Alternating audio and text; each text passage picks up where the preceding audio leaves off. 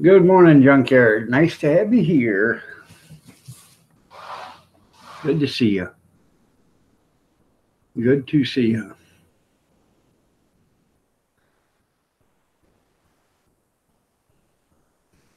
No school today for the kids. Um, Ice. So I don't see it, but evidently every school in the county is closed. I just walked outside. I didn't see any. But, yeah, got to have a reason to shut the school down sometimes. Yeah, boo, that's right. Yeah.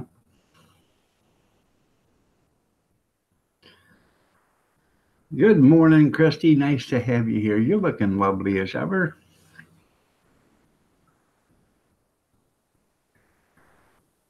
We are going to have a panel again today. If you would like to come on up there, Mr. Junkyard, let me know. Or anybody else. I made, you're welcome. I'm doing okay. Still sore, arthritis killing me. And that's because of the way the weather's changing. We're supposed to get a bunch of snow this week, but I don't believe it till I see it. You know how the weathermen are. They're all liars. Where else can you get paid $100,000 a year and never be right? Ruby Slippers, good morning. How are you doing? Nice to have you here. You're looking lovely as ever. Ooh. Excuse me. I was up several times in the night. The life of a dog. Oh. I made chicken noodle soup last night for dinner, homemade. I used that homemade broth that I made the other day, and I made some more day before yesterday, and I added to it. I used that. I picked clean the chicken that I used the day before yesterday, and put that in there with it. Made a hell of a nice soup. Oh hell, isn't that special? I didn't brush my teeth today. Nope. No, it would help if I had some, but I didn't brush them today. So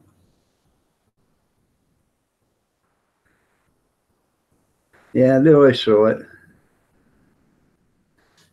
I see Bobby's video from yesterday. Which one? Which Bobby? And which video?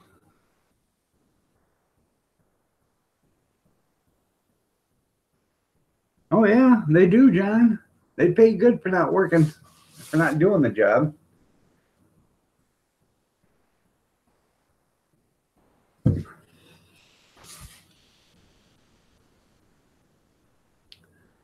Morning, Molly. You're looking lovely as ever. I was gonna watch Bobby's live stream last night at 5 o'clock, and I got to doing something, and I didn't think about it. Wasn't on the computer. I was doing something. I had cooking dinner, I think. Went in, sat down, ate dinner, and was watching Fox News, and then wrestling come on. I didn't think anything about it. I forgot all about it. You may have to come out of retirement. There you go. You're welcome.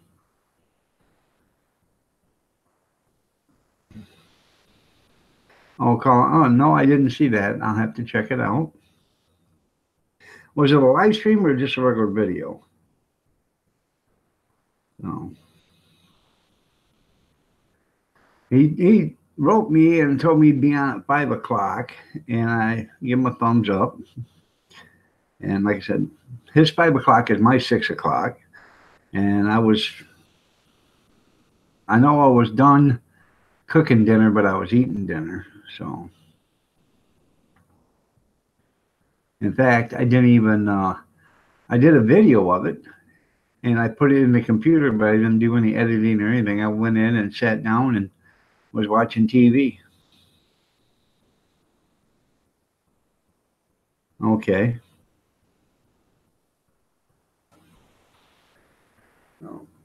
Uh,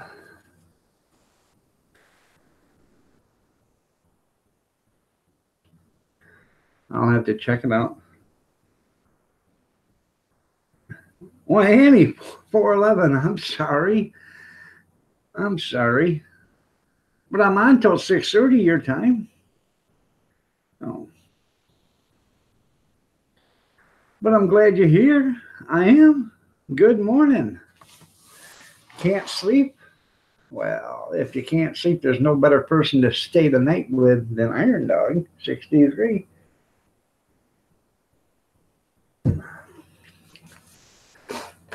No.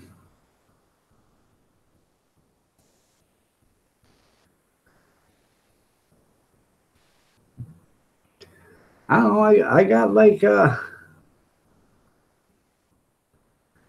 um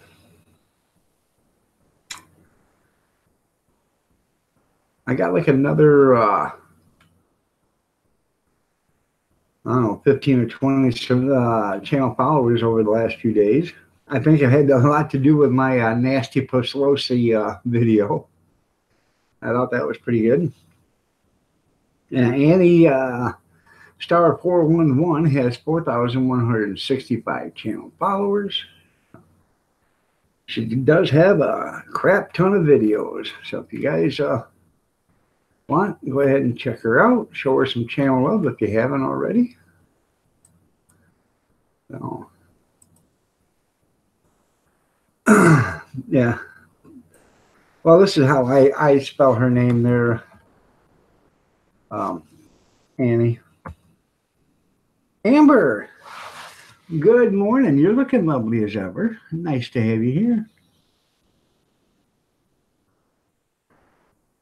here. It's always YouTubers' fault. That's right. It's always YouTube's fault. That's right. She probably wears this. Yeah, she probably does. But I actually, this is how I call it, or what I call her, really.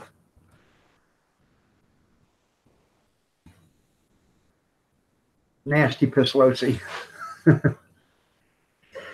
And just think, there's a Mr. Pislosi out there someplace. You got to feel sorry for that poor bastard, don't you?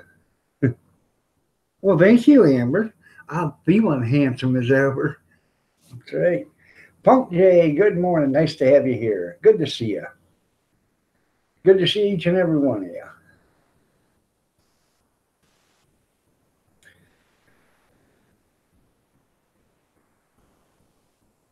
It probably will be getting ugly fast, but you know, hey, I don't blame them. I don't blame Trump one bit. It only costs $57 to put a fence around your house. That's all it costs. Are you kidding me? Those two schmucks don't want to, spend $5.7 billion, 1/10 of 1%, to help put a wall up or a barrier. No, it's all about making Trump look bad so he can't, so they have a better chance of winning the election. And if they win the 2020 election, you'll never see another Republican ever again, because they'll be outvoted by all the influx of the 10 billion people that are going to come running into this country because the gates are going to be open. Those donuts are for us. That's right. Thanks for the donuts. So.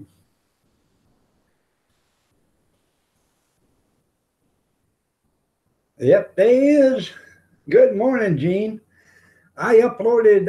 It isn't on my thing yet, but I did edit and upload a fried bologna video. But I don't know if I'm gonna do that one, Gene, or if I'm gonna do another one.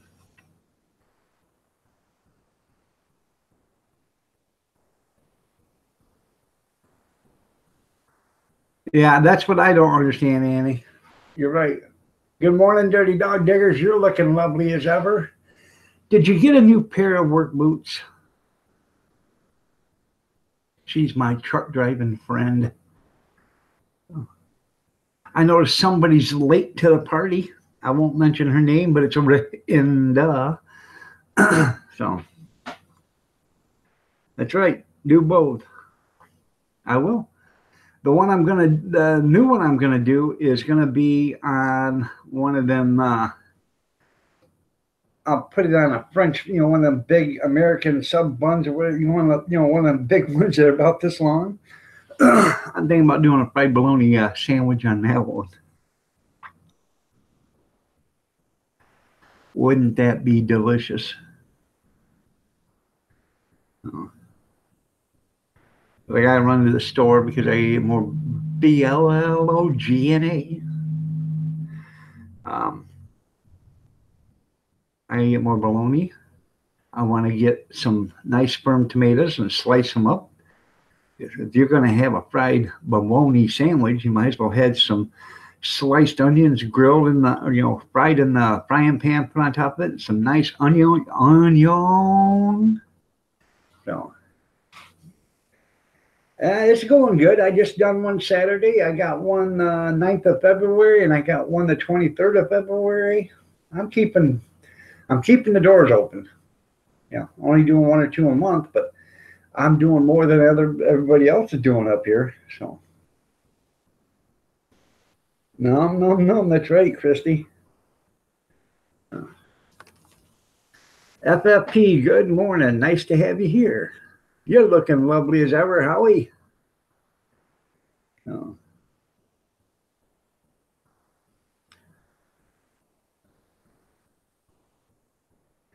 Isn't that the truth there, Dirty Dog? You know more than get them just broken in the way you want them, and they're worn out. No. You used to love hot dogs when you ate meat. Oh man, hot dogs are the best, especially if you get a good one. So,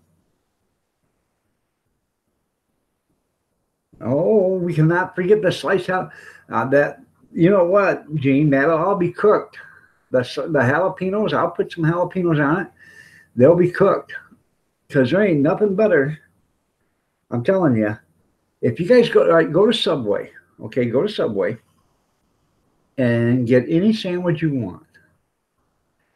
Have them toast the bread and have them put jalapenos, banana peppers, black olives, and your cheese on the bread. Have them toast that when they toast the meat, okay? Have them toast all that together. And then you put your cold stuff on it, your lettuce, your tomato, and you can even have your onions toasted if you want. But then and you'll find out what the difference is between having a cold jalapeno and one that's been toasted.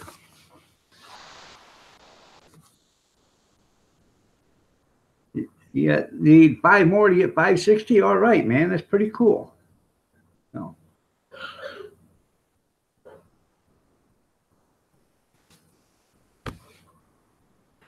We go to Subway and try that. I know everybody knows where Subway is, so.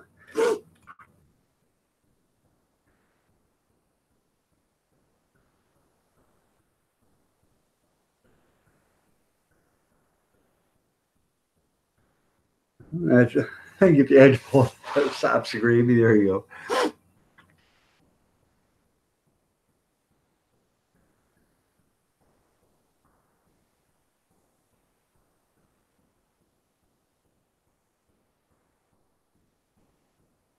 Do you want eggs on that fried bologna sandwich there too, Gene? Oh, I love Subway too. Said that was 554. Okay, man.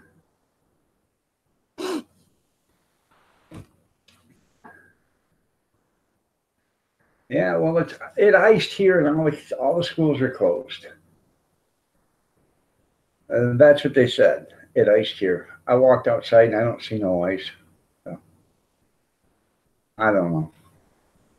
Maybe they just wanted a day off. Who knows? They work hard for their money. Where else can you have to babysit 30 kids 8 hours a day?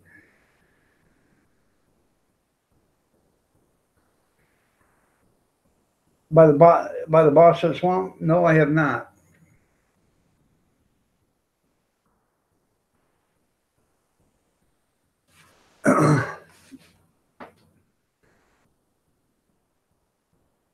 Let's see if I can find that channel. I thought, isn't that the channel I tried to look for the other day when you said something? I couldn't find it. I don't know.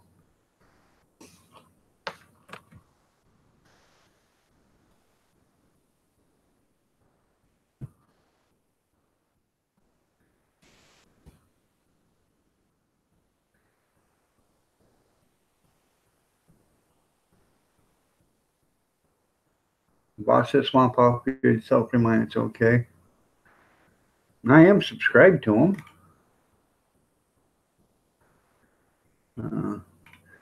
I can't remember what channel it was. Somebody said something about, and I couldn't find it. I looked and looked and looked and looked. I wrote it up. I did do it several different ways to type it in there, and I still couldn't find it. I'll have to check that out. I got it pulled up. Um,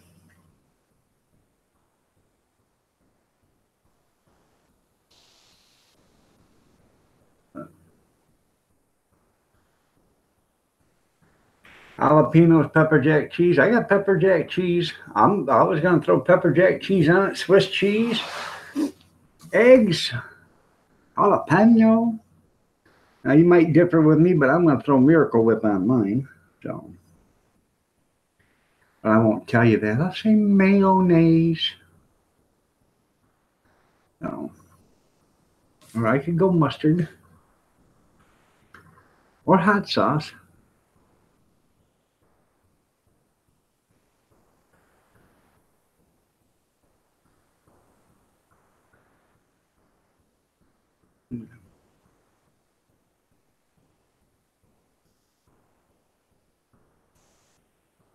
All the trees are dying in California. Well, I don't know. That they probably was watching the governmental, the governable race, for the governor or whatever you want to call it. And once they knew that Nasty Pelosi's nephew won, they knew there was no future for California, so they just give up. So.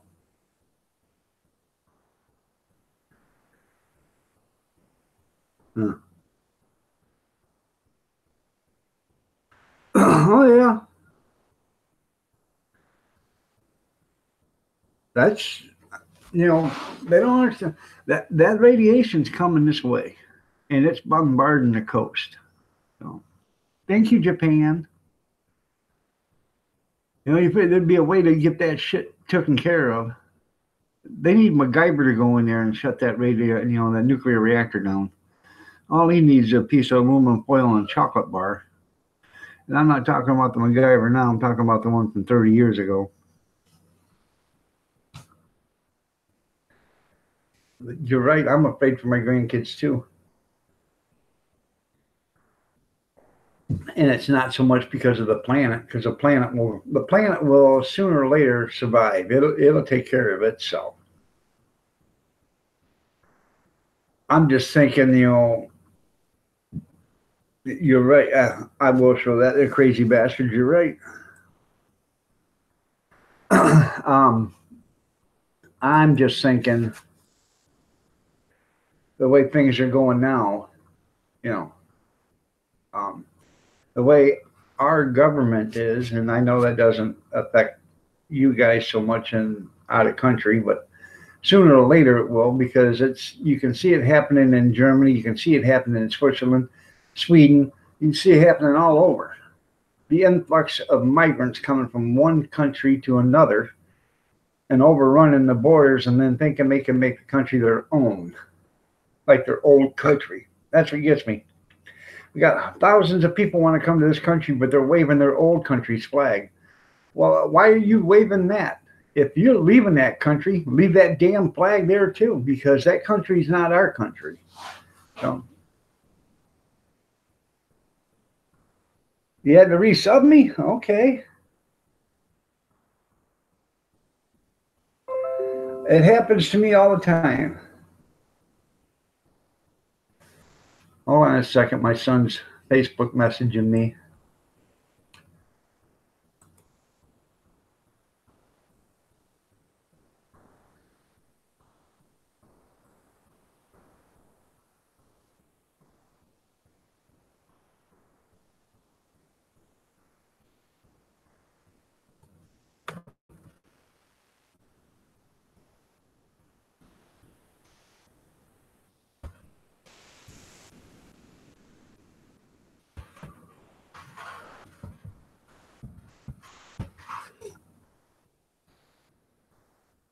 I'll be right with you.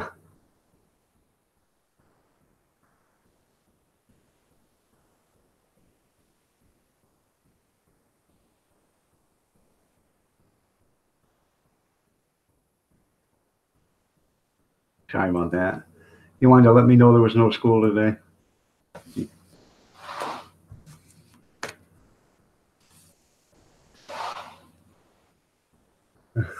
Isn't that something? That's how it works. Send money.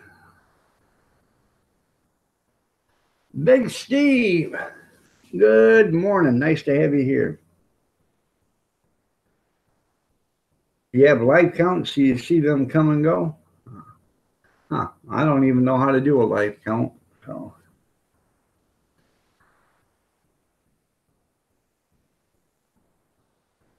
And you're right, Dirty Dog Diggers, for the red, white, and blue. They should be waving that flag. If they're coming here, they should be waving that thing, oh glory, back and forth, kissing that flag, everything else. They're not. They're coming here waving their flag and stepping on ours on the way through. I guess, Bobby, it iced out yesterday or this morning, so I don't see it, but you know, I may be wrong.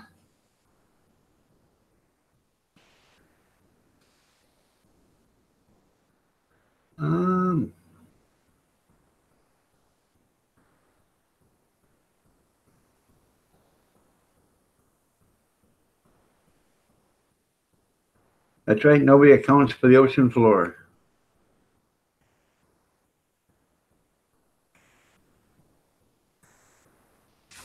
You know what is much metal that is just down on the ocean floor? As much metal that is on the ocean floor right now. They probably wouldn't have to mill any metal or mine any ore for years. As much metal that has been dumped into the sea, the oceans, over the last 150, 200 years. If they could pull every ounce of that stuff up out of the ocean, you wouldn't have to mine iron ore or mine, iron ore for 50, 60 years.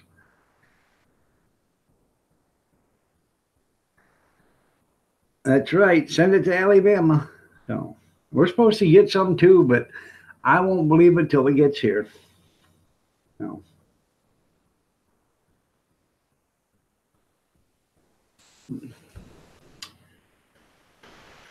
Let's see what's wrong.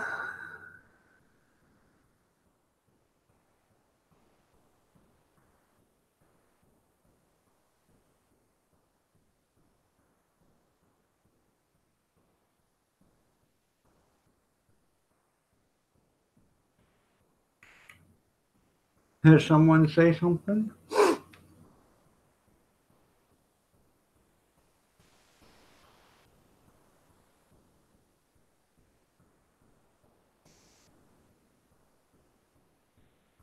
Huh.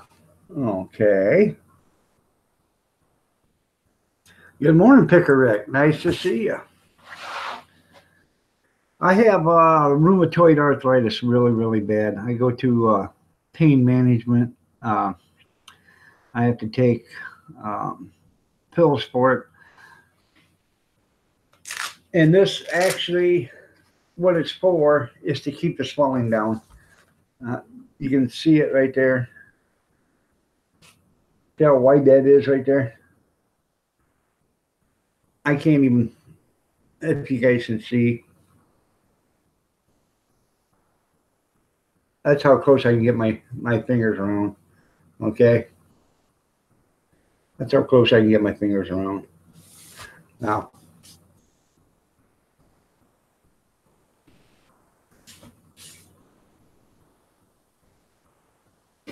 that's how close I can get them around there. It's that big of a difference. You have carpal tunnel? Yeah.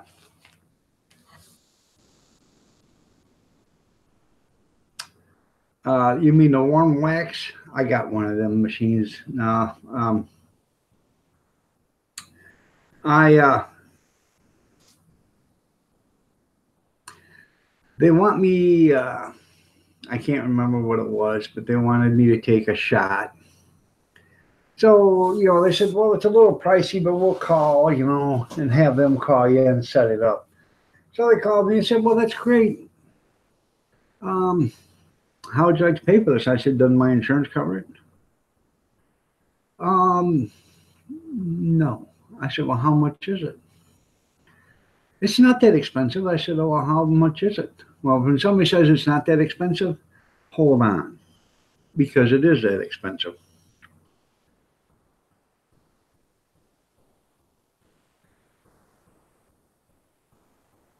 There you go. For toilet paper, that's funny, Howie. Um, it was $1,858 a shot. Okay, you get one shot every 8 weeks. I'm on Social Security disability. So with Social Security disability,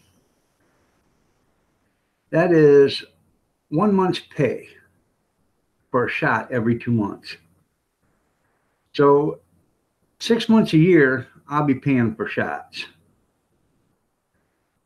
6 months worth of income. I told them, no, thank you. They said, are you sure it's not that expensive? I said, it is when it takes a full month's pay to pay for it.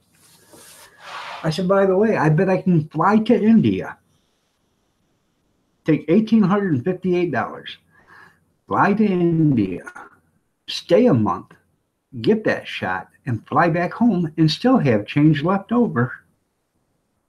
Isn't that something? So, yeah, pretty bad.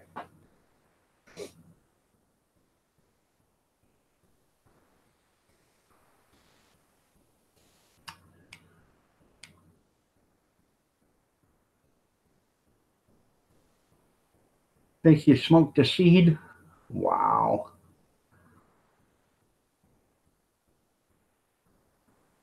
Yeah, it's a big difference and it does hurt. It keeps me up a lot of times at night. I got pain medicine. I don't take it. I do not take it unless I absolutely have to. So,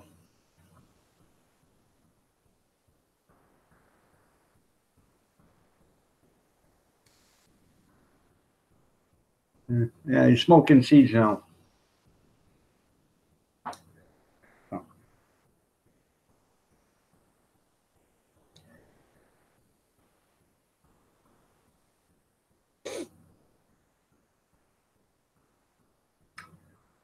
I, yeah, I think she is. If my memory serves correctly.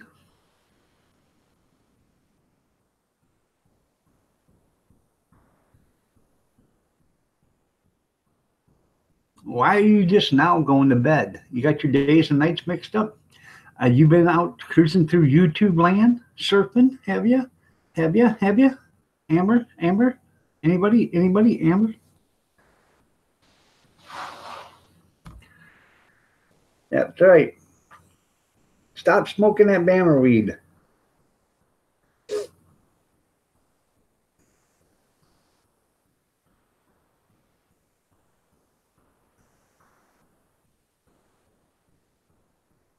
Huh.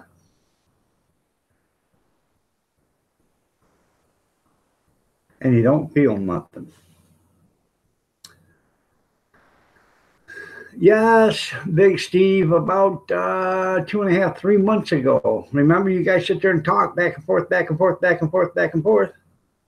I remember it because when you said Amber or Ann, are you from Hayward? That just instantly clicked. Yeah, I remember now where she's from. Yeah.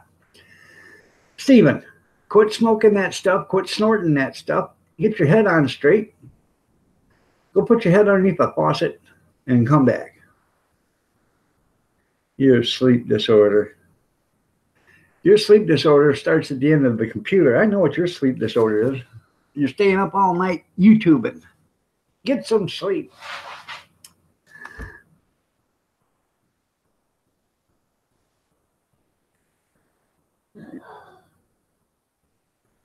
Only the best for Big Steve. Good morning, Mr. Jixer. No, I will not shut up.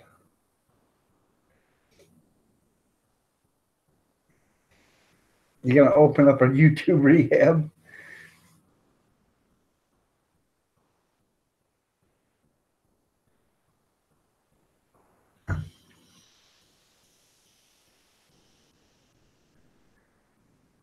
That's right. Jerry's Wood Shop. Big Steve snorts Ajax. Lemons, water, and limes too. There you go.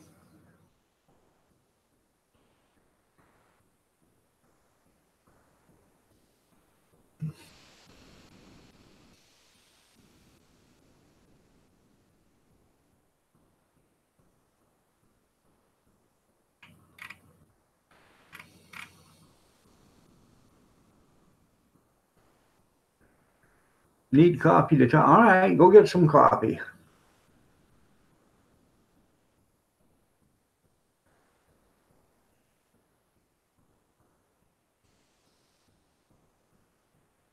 Now we'll check in first. Yeah.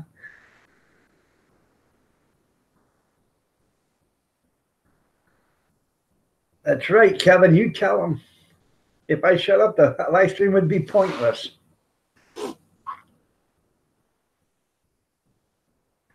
That'd be like having a live stream with somebody talking, but no, or wait a minute. That'd be like a live stream with somebody with no audio, just video. That's sort of like the live streams with no video, but just audio. I don't understand it.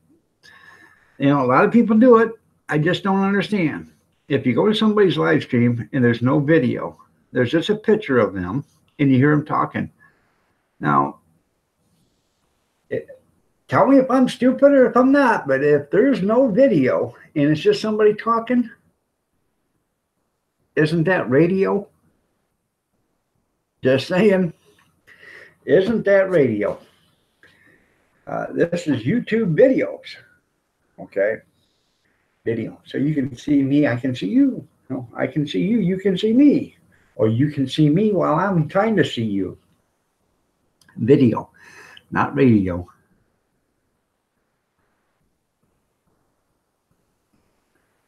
It would be a quiet stream, it would, yes.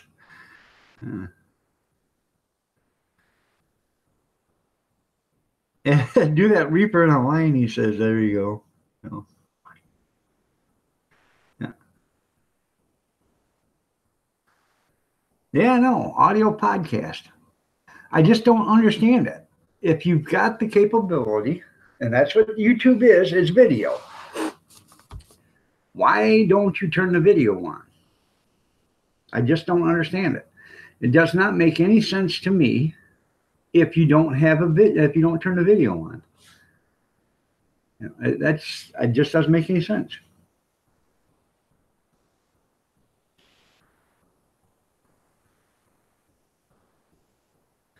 The MX Guru, good morning. Nice to have you here. Oh.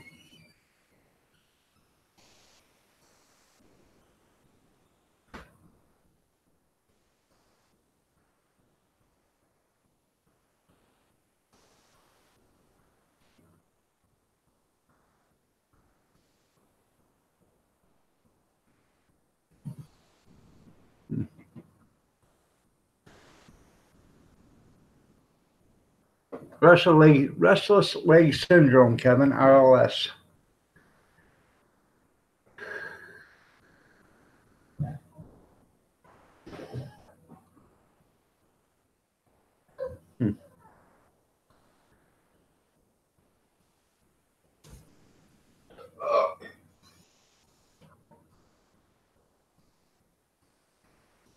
Good morning, Dutchy Dutch. Nice to have you here.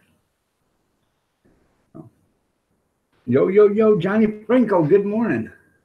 I got homework to do. You don't have to worry about it. You don't got school today. Go back to bed. I got homework to do.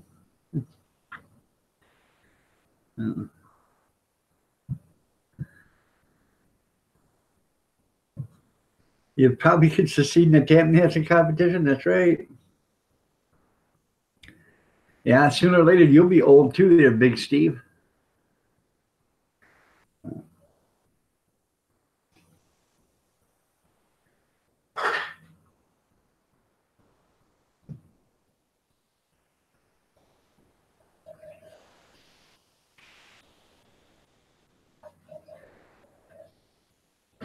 Yeah, that's right. She's only 4. She'll be 4. Excuse me. She'll be 4. She's in preschool.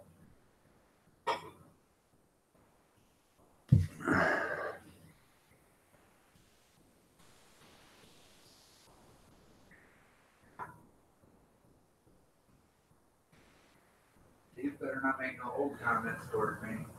I have to go to California. You want to bet, Steve? You're 33 years old right now.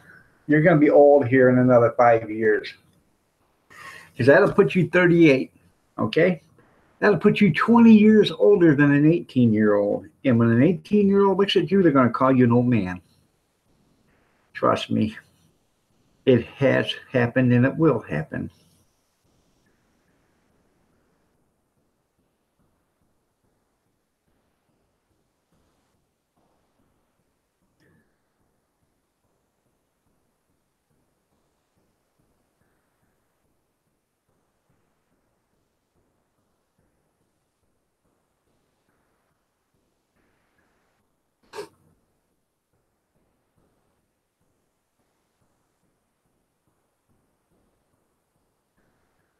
Your daughter's 6 and would live at school.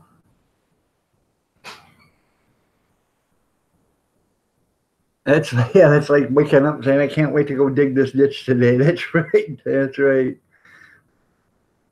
Yeah, you was 1. You was 4 once, lasted about a year. Yeah.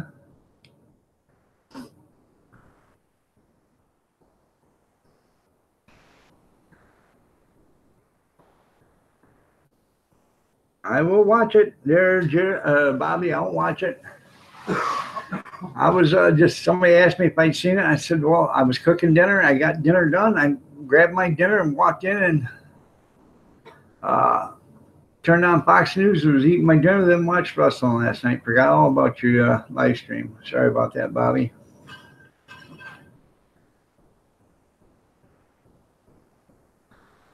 I'm confused. Is Steve retired? Yeah.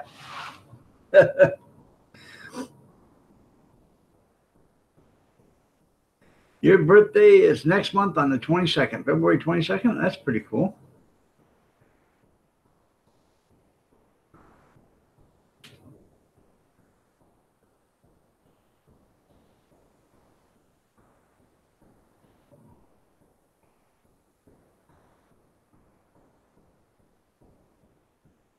The old days, right? That's funny. Don't watch it, dog. It's a trick. I know it's probably a hacking video to hack into my computer because Bobby is a Chinese spy.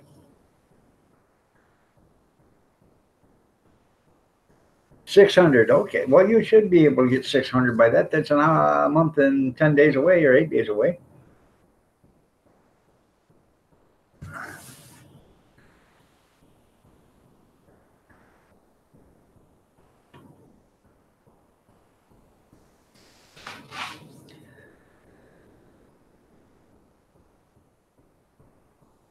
A Chinese spy. That's right.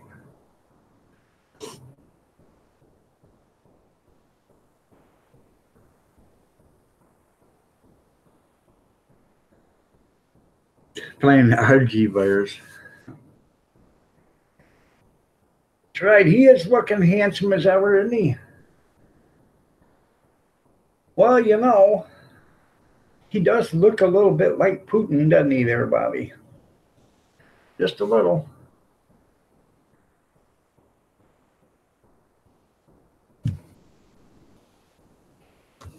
They both got two eyes, a nose, and they're both taking in air. So,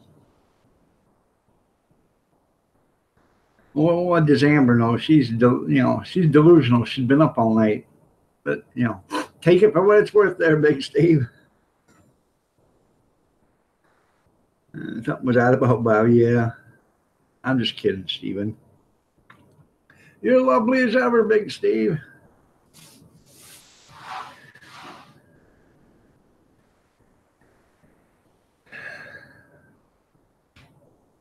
So we are having a panel. So anybody want to come on up? I'm sending out invitations. Let me know. Wakey, wakey. Eggs and bakey. Somebody, hey, Gene, could you run 45 miles to the west and kick somebody's can out of bed? That's the reason why we do this on Wednesday morning. It's because of a certain somebody, but that certain somebody's not up right now, because if she was, she'd be in this room typing. And I'm not going to mention that certain somebody's name, but it starts with a R and ends with an enda. So, you want me to send you an invite, Gene?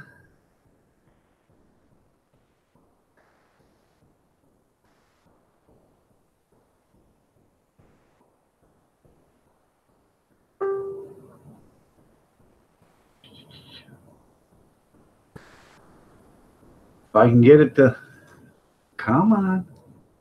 Come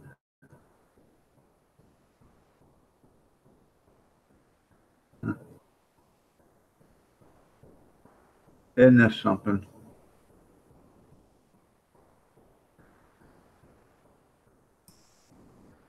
Give me a second.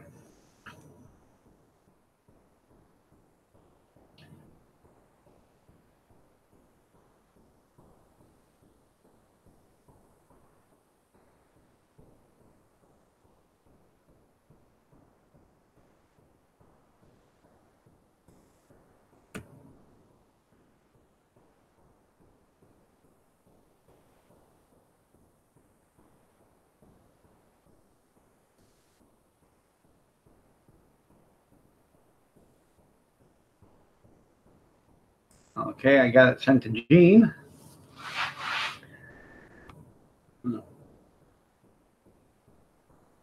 And changing your name to Iran, so you want them to send you money? Just send money. There you go. Nope, not Rolinda. Rinda.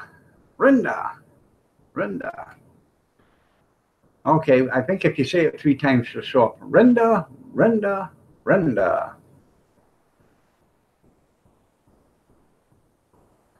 Good morning, Tammy Sprinkle. You're looking lovely as ever. Nice to have you here. Oh. Good morning, Tammy Sprinkle. Anybody else want an invite? Anybody? Bueller.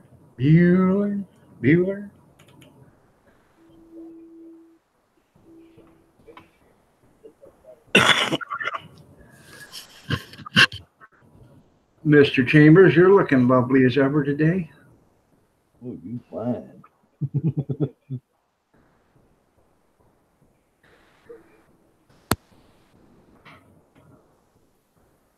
Tammy's the only one that can keep Bobby in line.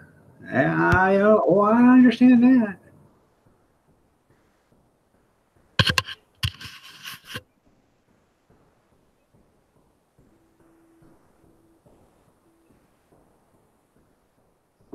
Do you know why she's not?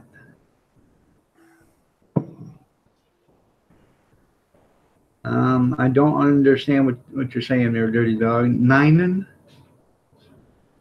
I do laugh out loud.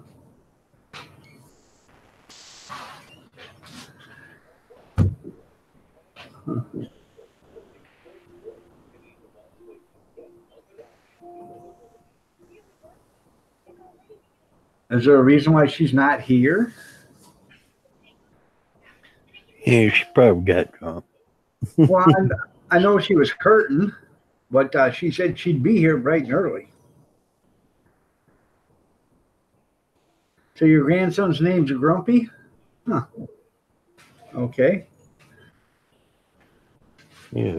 Kevin, sometimes I wake up grumpy, but I let her sleep this morning. Yeah, you let her sleep this morning? That's right.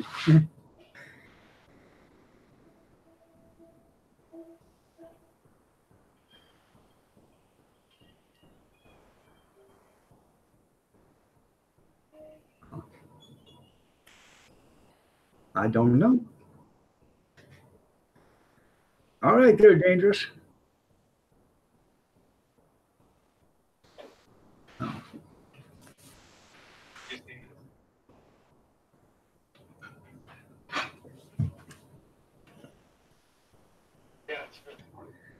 I can be bright and I can be early. You just can't be both.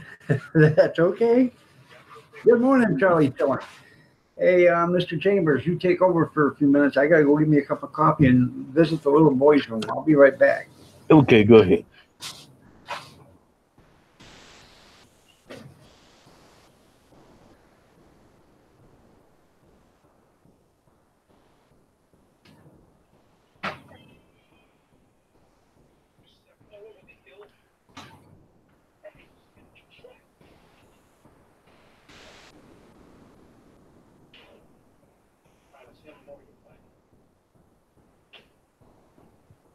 Okay, and you go back to bed and have a good day.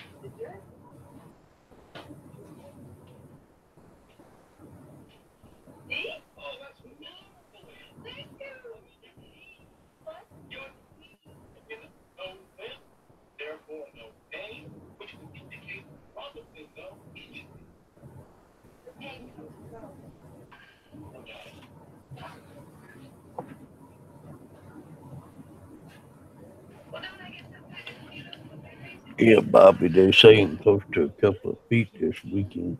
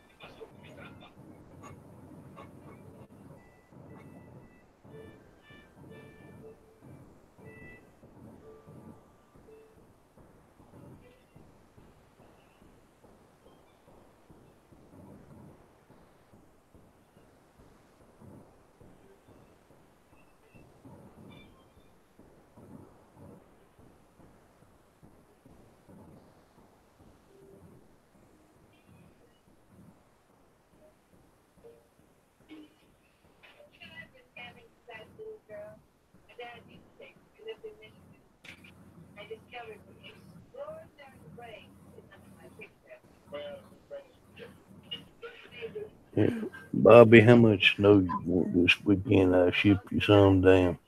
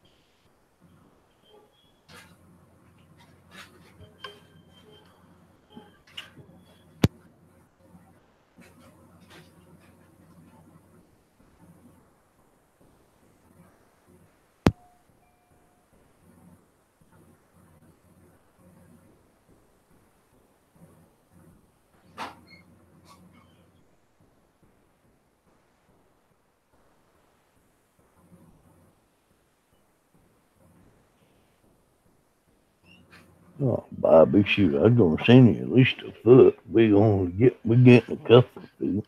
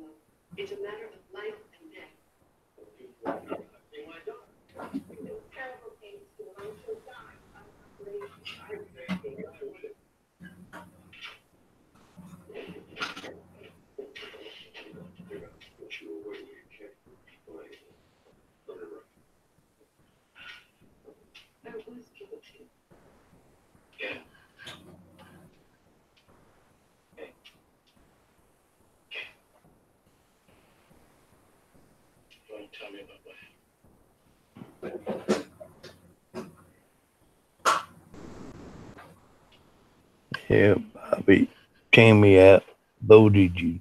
You getting snow.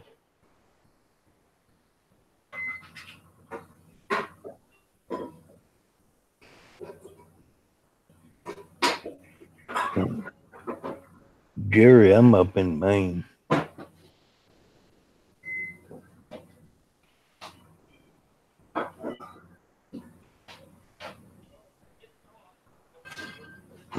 Triple D, I hadn't worked on it since before this snow and stuff. I'll wait till spring and start on it again.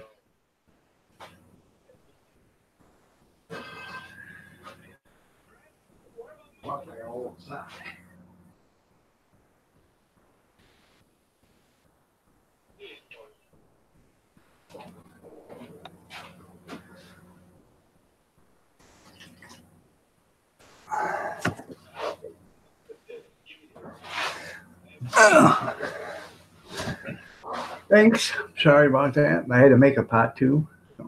Yeah, everybody done drank all of it, huh? Yeah. Well, I drank 3 cups, and my son come in and got a cup, and then by the time I took this to the third cup out of it, it was down at the bottom. And you know how coffee is; you got to have it around here. So, yeah, I'm trying to catch up on that. Yeah, Triple D, I will be too. Then I'll probably get rid of it. Oh, and if you're still here, good night. Have a good sleep.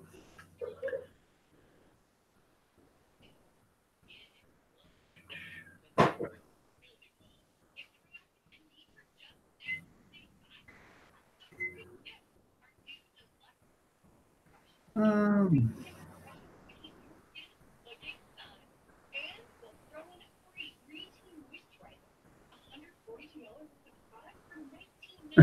that's funny. Building the ancient weather altering satellite. Yeah.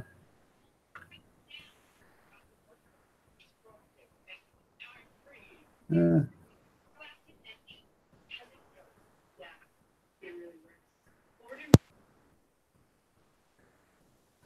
right. Bed springs are the best. They catch all sorts of stuff. Yeah, we used to use bicycle wheels. What's that? Bicycle wheels? Yeah.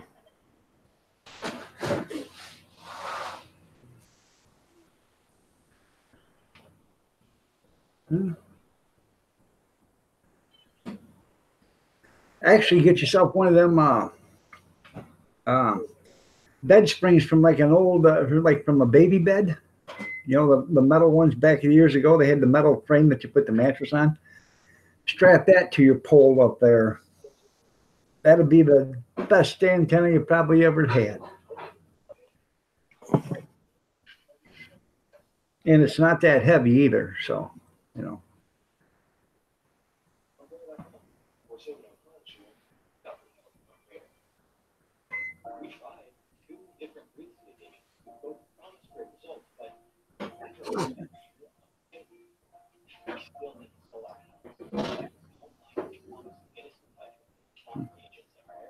Did anybody else want to come on up on the panel?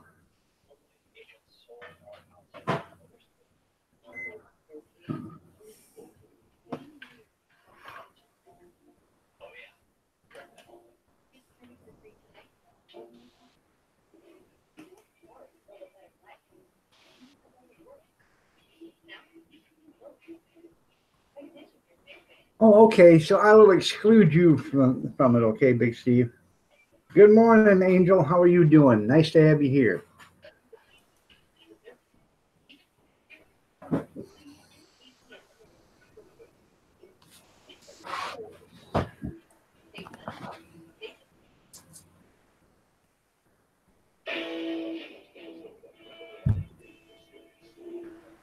It does happen.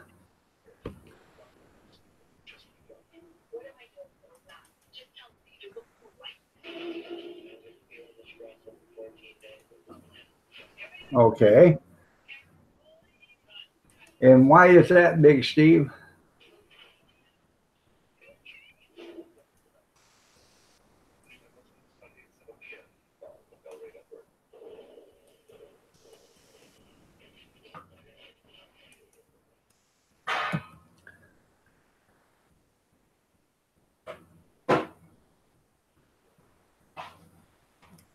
All right, there, junkyard. I just sent it.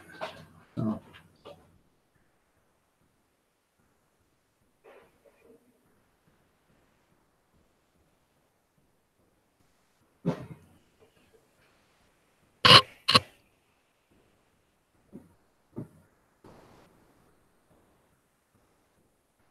Okay. Oh.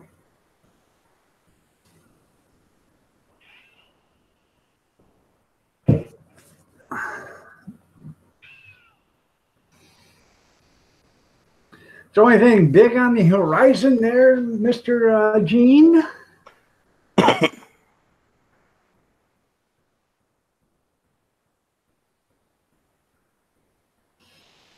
You got anything big on the horizon, Gene?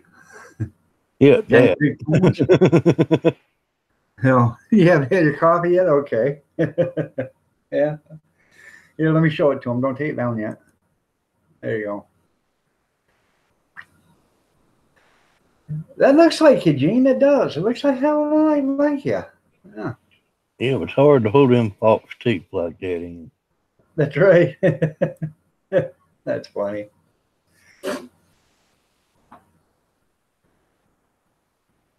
Mr. Gene?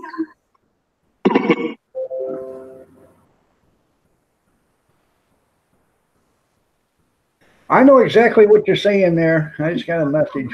I do. I know exactly what you're saying. So, yeah, your coffee in? Okay. You gotta go back one there, Gene. We missed that when I went to bring you up. And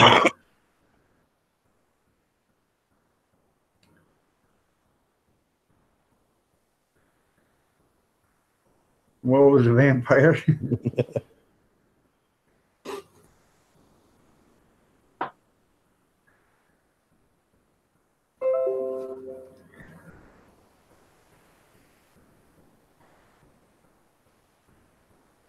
I know exactly what you're talking about. So, another got somebody in the chat leaving me Facebook messages. Me before coffee, judgmental and sarcastic. Me after coffee, judgmental and sarcastic, but faster. There you go. Yeah. would you would you make them toast or Pop Tarts? Yeah, that was toast. Toast. Yeah. Good morning there, junkyard. PB and J. Oh. Idaho Hillbilly just went snow and winter humor, eBay sales and a visit. I'd like to see him do live shows. It would be nice. Yeah, he's a character.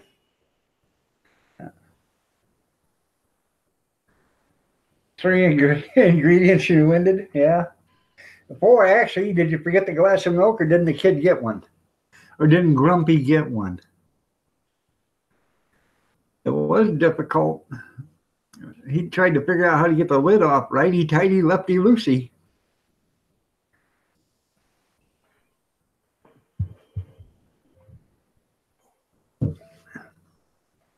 Mike the Scavenger. I'll have to check that out.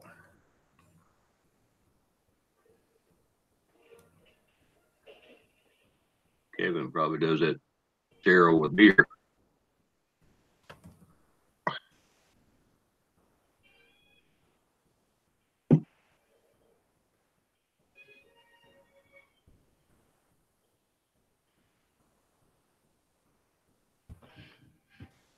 Hey, Keith, we're gonna have to fire Brenda.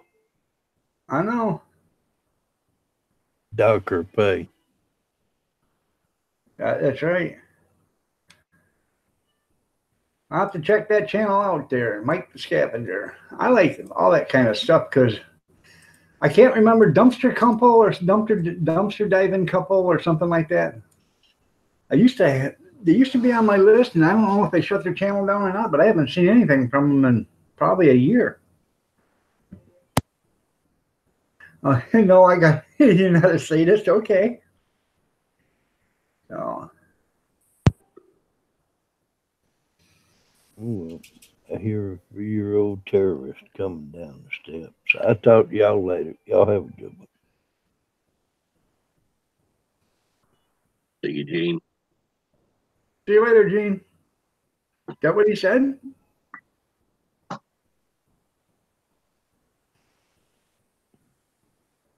I couldn't hear him.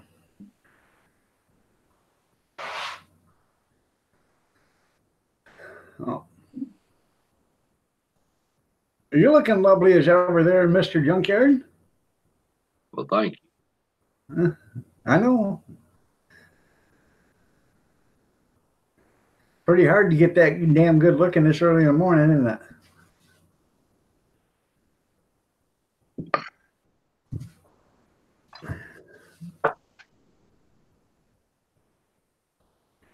Steve is a lone subscriber to the Fecal Philly Hack channel. That's funny. I got up early though and had plenty of practice. What'd you have for breakfast? So I had plenty of practice. Oh, plenty of practice. Okay. You said you had to fry up some breakfast. Plenty of practice. I had that too. I used to get up at 1:30, 2 o'clock every day. I'm about ready for some breakfast.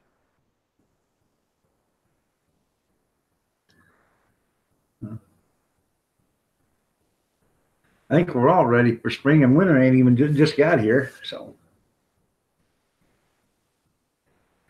but it's pretty neat. Us people up here in Michigan, we're laughing at the people down south because they got more snow than we got already. It's supposed to get up in the 50s here today. Oh, that's good. Did you get any snow? Did you get any snow from the snowstorm? No, all we got was rain.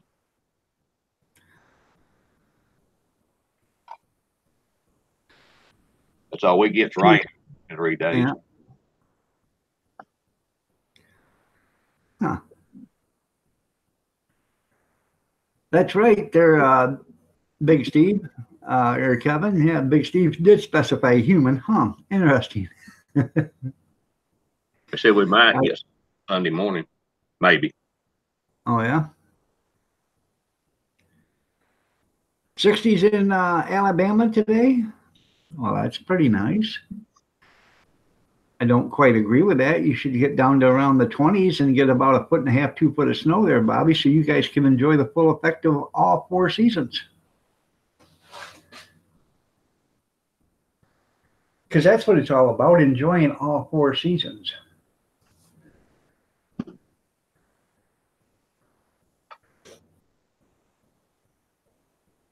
Pound the mic on you.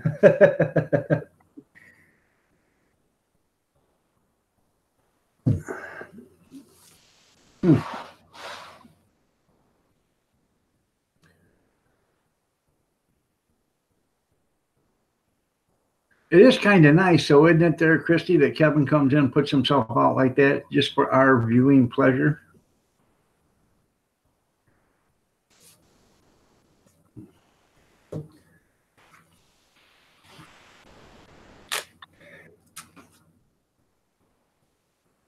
I gotta go to the store today there, Junkyard. I'm gonna pick me up a couple packages of bologna, and I got it on sale, so I'm gonna pick up a few packages of that.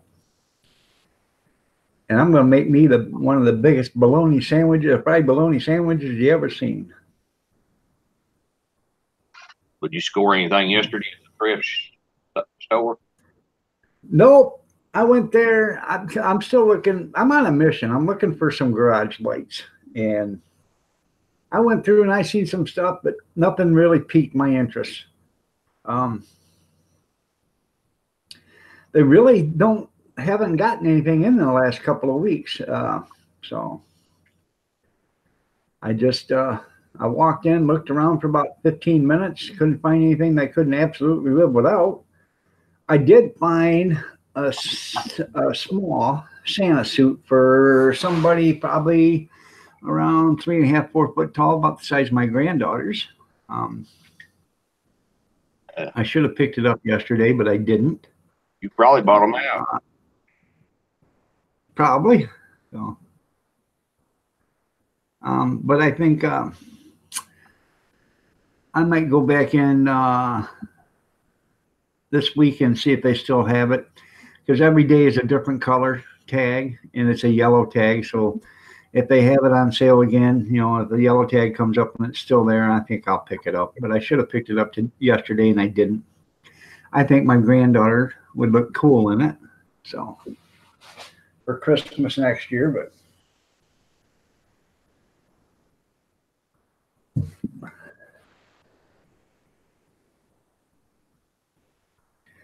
I don't know what we'd do without Steve here to entertain us. It'd be pretty boring, wouldn't it? You just sit there and look at an old man on the screen with, you know, a few oil lamps behind him, and even though he's a pleasant on the eyes to look at, you know, it'd just be us. So it's a good thing Steve's here for comedian, comedy relief. There we go. Well, thank you. I will tell my grandkids that your mom said they are cute. They are the cutest little things, ain't they? And the 30 that's fine. Anyways, the 5-year-old Gretchen, you know, she's scraped right off from Kathy. And I don't just talk about politics. I'm talking about my family now. Anyway, she's scraped right off from Kathy. And, you know, she's got an attitude. Well, last night she was all loving and kind and everything, man. She come over and sat on my lap. We was watching TV. She says, "I love you, Papa." I said, "I love you too," you know. So, I think Kevin could do that whole border down there. yeah, there you go. Put your airsoft rifle back in its case and go there. Today is Kevin's day off, though. Wednesday. He has Wednesday off. He has nothing better to do today. Any bell towers in the future there, Kevin? You remember that, don't you, there, Junkyard? What? The shooting from the bell tower in the 60s. Oh, yeah, down in Austin. Yep. I was just a kid, but I remember that. That's one of the very first ones. You're right. And he had a good vantage point too, man. Take them off like fleas. You'd enjoy every minute. Yeah. You're right. Oh. Wonderful life. How are you doing? Nice to have you here. Good to see you.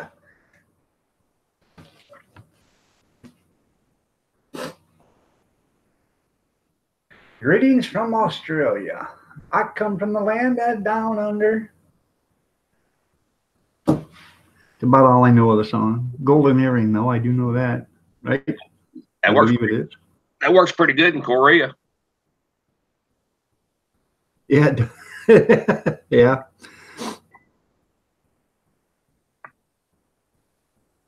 It's worked for a long time.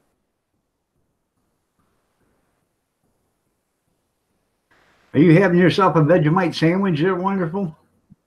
Somebody, Simple Life, I think, or I can't remember who it was, sent Vegemite to Picker Rick. And he put it on nice and thick. And they said, no, no, no, don't. You put it on thin.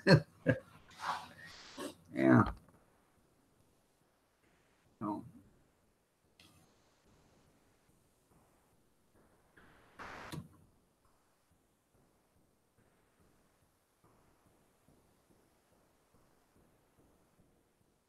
I don't know what we're having for dinner tonight, but I haven't got the slightest. I have to walk out there to the freezer and see what I want. Like I'm gonna have Frito chili pie. Frito chili pie. You know what? I might make chili today. No Twitter for you until you load your phone? Okay.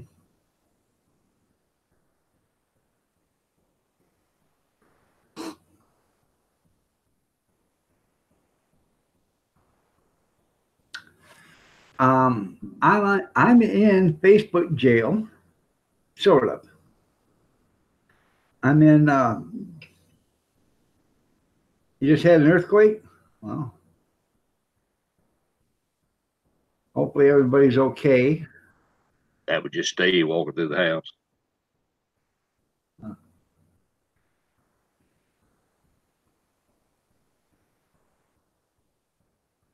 I can't remember now where I was going.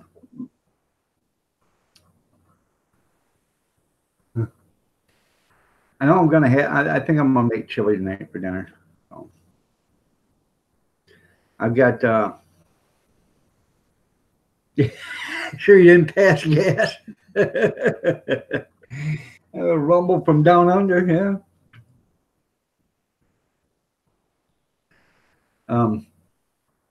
I got seasoned chili meat.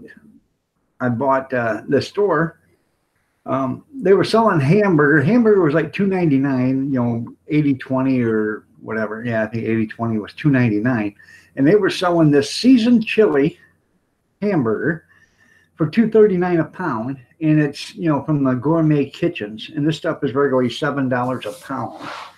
And they had it for $2.39. So I bought 10 pounds of it. Makes good chili. If you've seen the first video that chili video I did with it out there in the cast iron, that's kind of burger I used, and I went back and I bought more of it. So I took my cast iron pot out the other day down in the shed. It's like a Dutch oven, only it's just a pot with a lid. Right.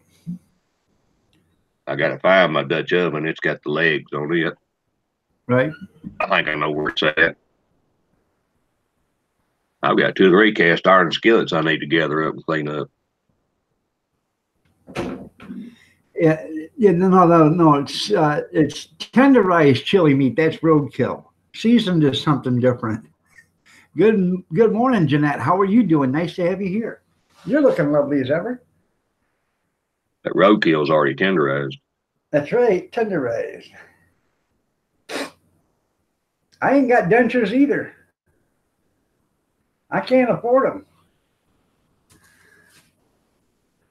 These golden years ain't what they said they're worth, you guys. So take it from me and Iron Dog, or take it from me and Junkyard. The golden years ain't worth a shit. Don't ever get old.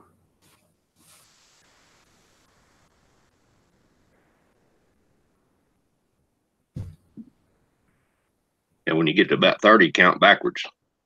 Right. Well, Big Steve says, us old people. And he doesn't realize he's creeping up on that old age right now. He's getting close. Good morning. He's getting close to that 40, ain't he? Yeah, he's 34 years old. At 33 years old, he'd be 30. I think 30. I think he's 33.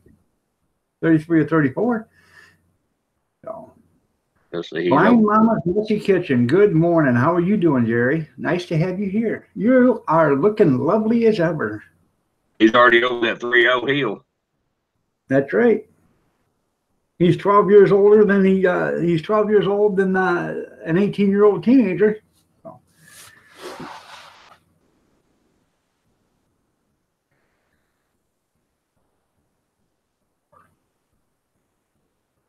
If you guys don't know who Blind Mama or My Blind Mama's Messy's Kitchen, check her out.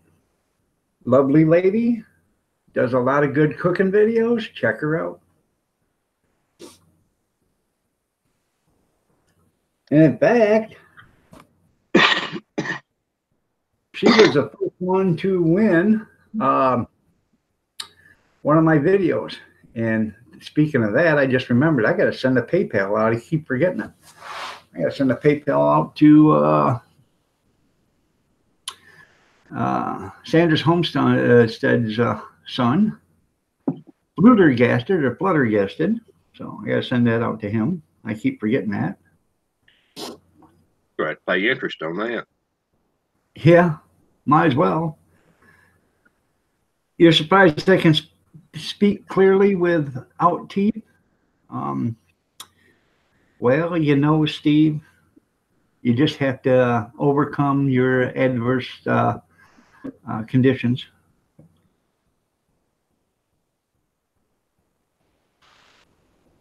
I can eat steak even. Can't eat no lettuce, but I can eat steak. And lettuce is overrated anyways. Doesn't taste good, and it's full of salmonella half the time.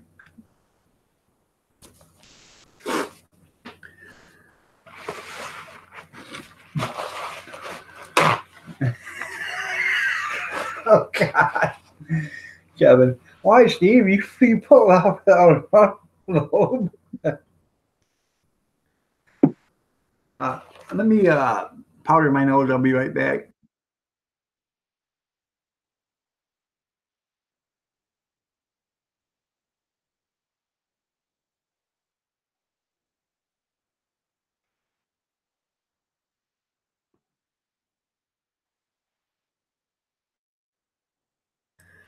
Let's see. I eat potato chips every day.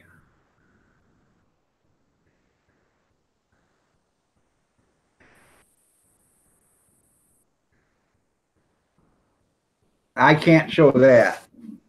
I cannot show that, Big Steve, and I won't show that. Somebody else did, though. Okay. But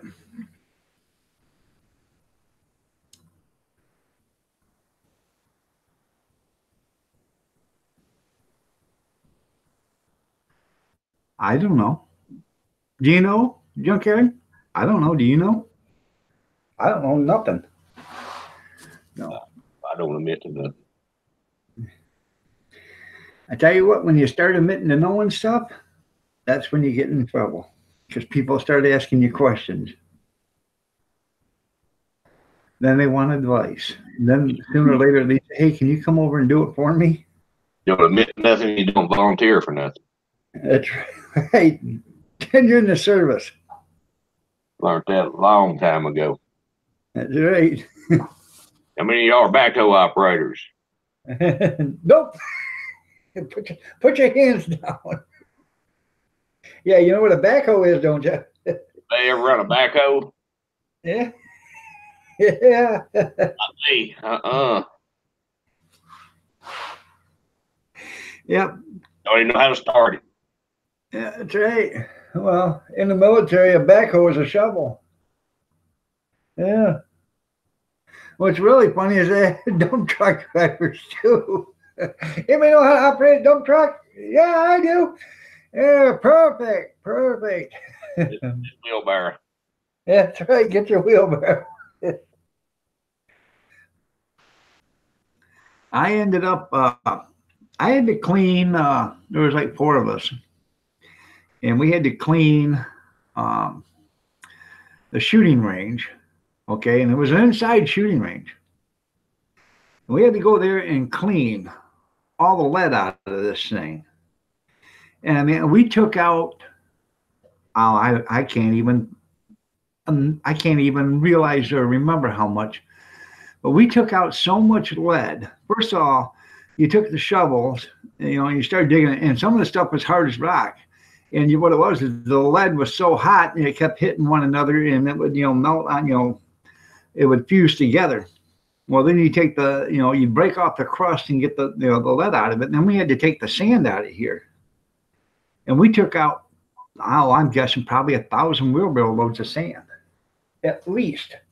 And you wheeled it all out, you wheeled it up, and you dumped it into a big pile, and then they come out with a loader, and they loaded it in the dump truck.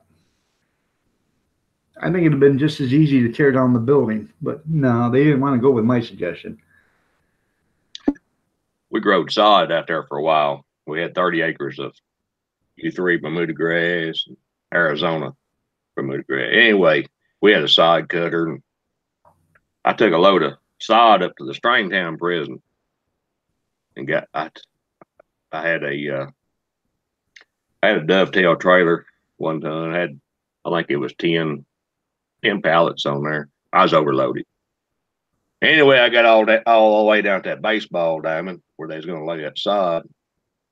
And them guys up there, they're doing 300, 400, 500 years, I mean, it's worse than a life sentence, Right. And they finally got some people down there to unload it. Since it was a baseball field, they wanted to do it. This little white guy, he was on that wheelbarrow, and he was just struggling with it, couldn't hardly keep it up, and just, he was just having a hell of a time. This big black guy over there had arms about that big around. He walked over and he got a hold of that wheelbarrow, and he told that white boy, he said, "You load the truck and I'll drive." He'd latch on that wheelbarrow and take off, and them hounds would just blow. And he'd take it over, dump it out, and then he'd come back, and he'd sit there while that little white guy would load the wheelbarrow. There you go. And that's the only backhoe you could utilize there, Calvin?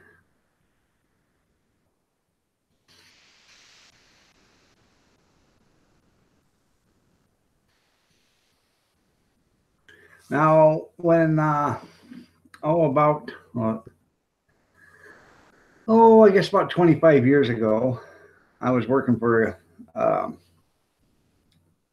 was temporarily out of a job. Me and the company didn't agree, so they give me 90 days off. So I went to work for another guy, and we took 3 bays. They were 30 feet wide and 300 feet long,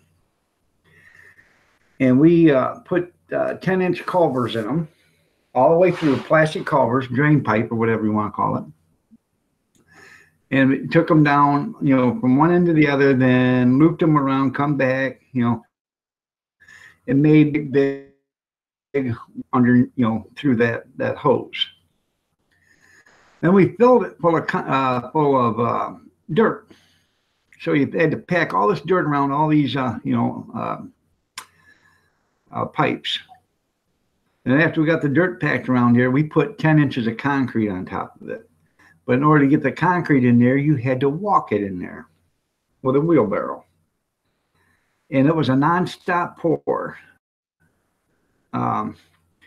We did this for 26 hours straight, nonstop. As soon as they started bringing it in, poured the 3 bays.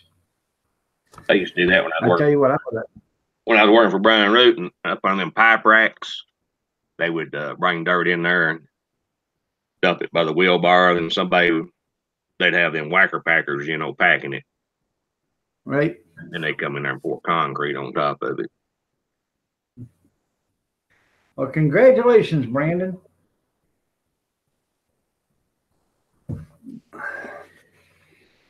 And whacker packers are about like a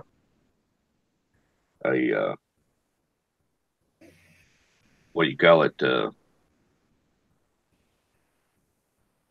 Air hammer, Yeah, jackhammers. jackhammer. Yeah.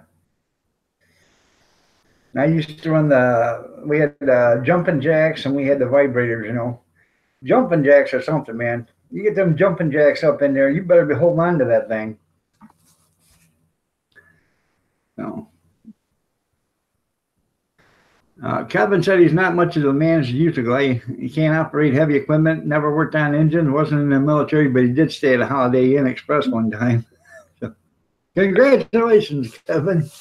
It was like the first buffer I ever got a hold of. You know, that kind of hard to drive. Right? I mean, you better have a good open clear spot when you start with one of them. Yep.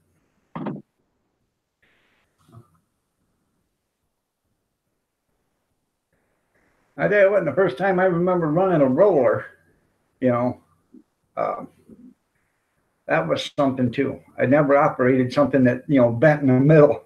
So you got to, you know, realize what you're doing with that too. So We took a motor off of an old buffer out there one time and made a fan out of it. They got DC motors on them, got brushes. Right. You know, they make a lot more torque, you know, Mm-hmm. than a regular AC, you know, phase motor. And they work pretty good till the brushes burn up. Yeah.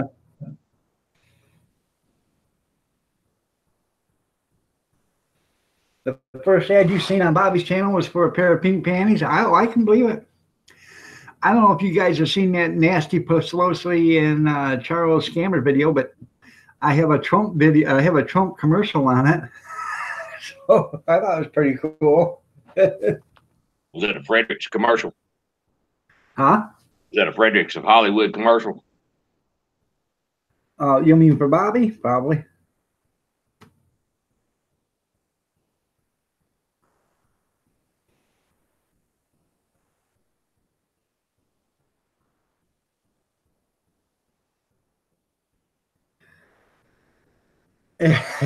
Yeah, new or used. Hell, I don't know. Probably used. You can buy the used ones for $4.99 or the new ones for $6.99. Slightly used.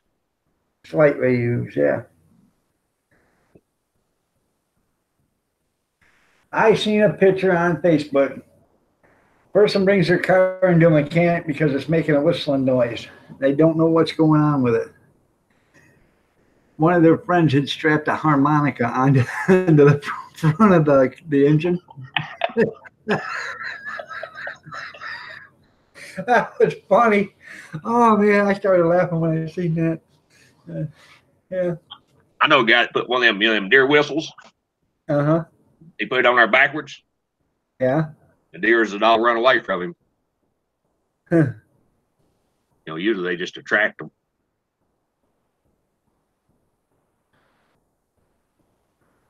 Wow, that was nice. Yeah, Big Steve. You just sent Grizz a kiss. That was nice. It was. He put a harmonica on it. It's a noise. So the mechanic's looking at it. He finds this zip tie right, you know, in the engine compartment. So when you're driving, the wind blows through it.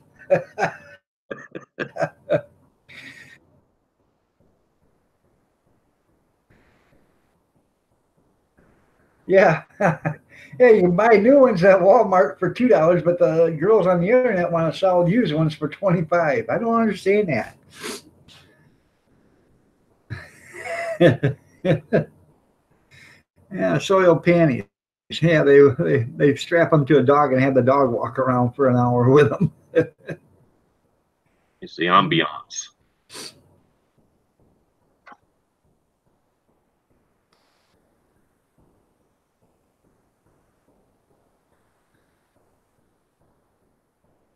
I don't know if he's trying to be funny or gross there, Grizz, but I think he's trying to be funny and gross at the same time.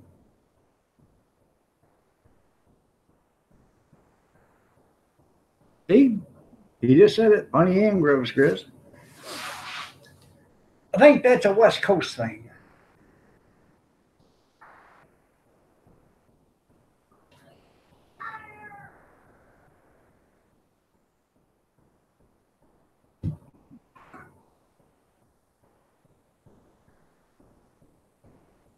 I gotta get me a cup of coffee. I'll be right back. After all, I just made a pot. Nobody's took any out of it, so I'll have to test it, make sure it's fit for human consumption.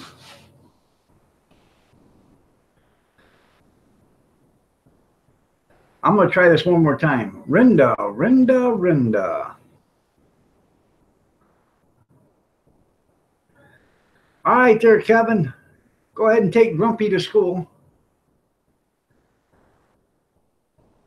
There you go. No, we treat you like that even if you weren't from California, Big Steve. Don't blame California on all your problems.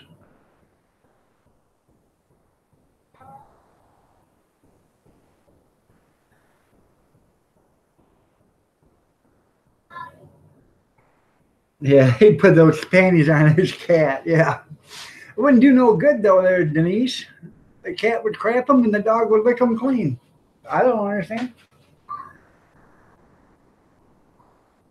I'm getting up to get a cup of coffee. I really am. Honestly. 1, 2, 3.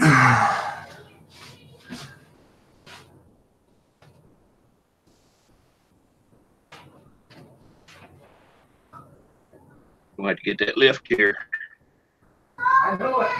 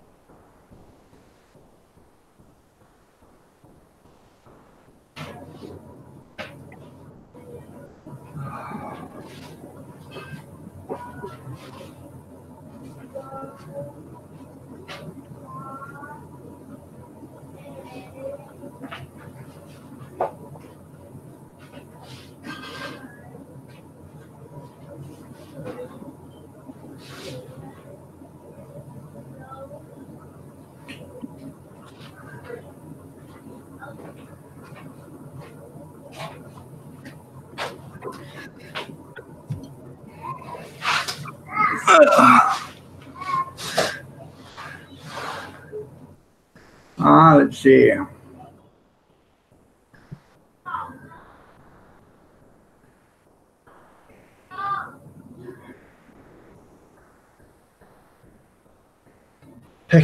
Right. Now we all love you, Steve. You know we're just screwing with you.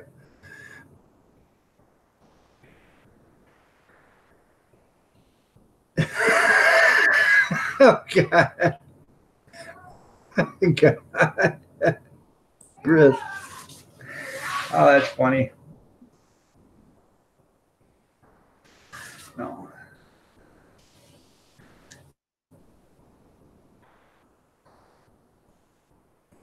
You are feeling better though, right, Steve? Because you were sicky. Oh, you look like death formed over the other day. Did you see that there, Junkyard? He didn't look like his normal self. He was sicky. Who's that? Big Steve.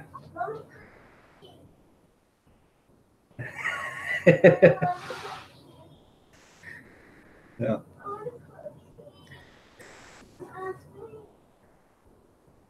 TV just said they're gonna get 3 to 5 footers. Yeah.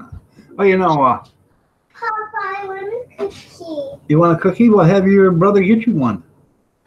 Cookies are no. Excuse me. Get her a cookie. You can't eat it in the living room.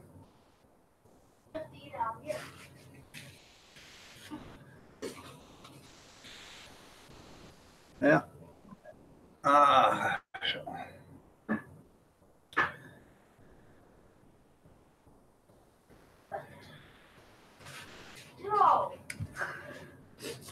One of them was getting cookies and taking them into the living room and saving them for later, evidently, because Kathy pulled the chair cushion out, and there must have been a dozen cookies stuck in there and between the cushion and the side of the chair. She was, oh.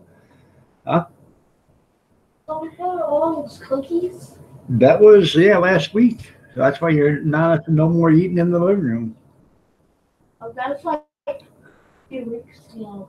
Yeah. That's a good time to pull all that old money out of that seat cushion. Yeah, there you go. I did find one time when I was working in the garbage company, I found $32 in an envelope. This is back in 88 or 89. And it said electric bill on it. I said, wow. I found a dollar bill one time. You found what? A dollar bill A dollar bill on the couch? on the ground. I used to find money in old cars all the time. It'd be always, be change up on the carpet and up on the seat. Right? We burnt some old cars one time. We had no big ditch down there at this one guy's house. And we took the door off, driver's door, and it's downhill about a quarter of a mile. And we get that thing going. Right before it went off in that big old ditch, that ditch 30 foot deep. And they tried to stop it up. And right before it went off the embankment, we'd bail out on the left side. It's kind of fun. We'd get going down through there like a coaster, and then we'd bail out, and that thing would go off in that canyon. And one time we went down there with some gas, and we set them all on fire and burn them. And there was bullets going off. Some of them, I guess some of the cars had bullets, and all of a sudden ammunition started going off. Was you ducking and covering? We had to back up. Yeah, we had to back up.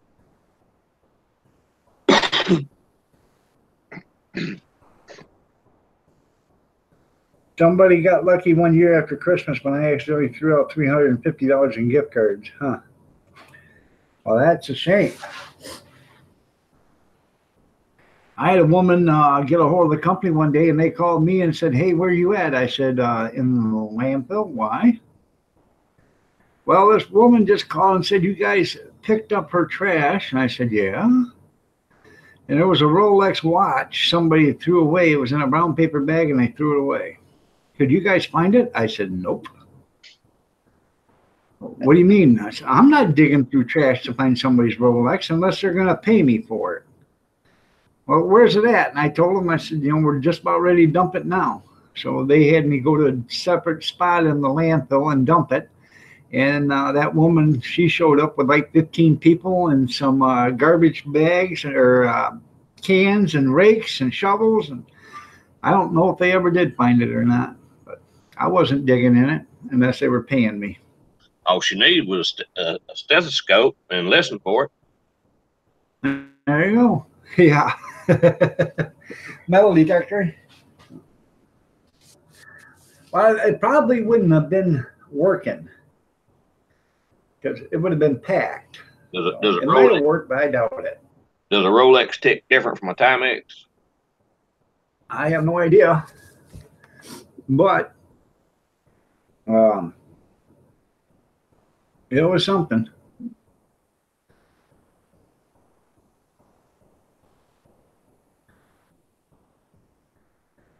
Well, cool there, Big Steve, asking Grizz for a date. Anyways, I did have one other company. They called and said, hey, we just dumped, or, your guy just dumped our trash, and we threw away, by accident, a bunch of handles that are for our doors. They're all matching. And they spent like $1,000 on new doors place, and they threw them away by accident. And they called me up and they said, could you find them for them? The guy said, there's $100 in it for you if you find them. I said, hey, no problem. I had just dumped the can. I hadn't even packed it. I climbed up on top, jumped down in there. In about 30 seconds, I found them. I climbed back out of there with a box of door handles and got back on the radio, said, hey, tell them people I found them. So I took them back to them, and, I walked in and said, hey, I found your door handles. Oh, thank you, thank you, thank you. And he went to grab the box. I said, no. Isn't there $100 reward for all this? He said, oh, yeah, that's right. Yeah. So, yeah, he wouldn't have paid me. I took them back, threw them in the truck. No. My time's money, just like everybody else's. Good evening, Carry On, Jeff. Not much. I tried to get on your cooking stream yesterday, and it wouldn't let me. It just kept buffering and buffering and buffering. So If somebody had the money, sorry. if somebody had the money for a Rolex, why did they really care if they found it or not? They have donuts. I don't have donuts. I just saw them. No, there is no donuts here, honey. You got a Gayo chocolate donut? No, I ain't got no donuts. Tell everybody hi. Hi. Hi. That's no, you're not getting up. That's Harley. Okay, now go watch some TV with Cody. So. Hi, Harley. Please put on my movie. No, go watch some TV with Cody. Jenny, good morning. You're looking lovely as ever. Yeah, she said donuts. I was actually by the time you got all sorted out, I was back eating. I was eating dinner. So sorry about that. I missed it. I'll have to watch that. And congratulations on the $15 super chat there, Bobby. Should have named Cody. Yeah, Should have named Cody Davison. Then you could holler at Harley Davidson. there you go.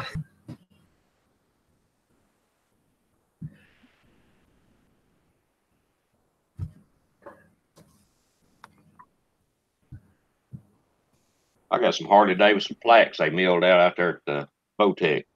They're milled out of. I found one here the other day. I gave one to my neighbor. He's a big Harley Davidson man.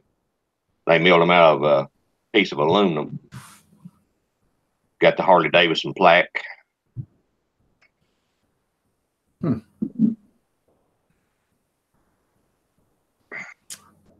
Well, welcome back, Marie. I didn't see you come back. I'm sorry. Now, was it milled out of steel or out of wood? They made out of aluminum. Aluminum. Milled out of aluminum. They had a big machine shop out there at the Botec. They had a Botec center, just like if you go to a regular school. Right. They got two big machine shops. I can still get anything I want done out there. I mean, just take it out there. I've had a lot of machine work done. Right. I did that. I took an input shaft out of a transmission, and I took it in there and had the splines laved off, and then made it. The shaft was, I think, 1.25 inches, and I had it maybe 1.5 inches. It might have been even bigger than that, but I had him take it down to a 3/4 so I could put and then put a keyway in it so I could put a pulley on it. So I've got a Lincoln Pipeliner SA200, and the back bearing in them is a big ball bearing, and it fits up into that housing. And sometimes you'll hear them when they're welding, they'll rattle, and that bearing will get loose back there. And a lot of times it'll get loose in the housing, and they're pretty expensive, that housing. Right. You buy a good used one, they're $300-400. Well, I took that one out there, and they TIG welded it up and then machined it back out. I put it back on there. That was nice. And the thing of it is, it don't cost you nothing either. They do it for free. They just do it for the experience. So, yeah. And you might have to wait 6 months to get it, but Yeah, like that input shit, they had it done in 4 days. They usually do it in 2 or 3 days. Yeah.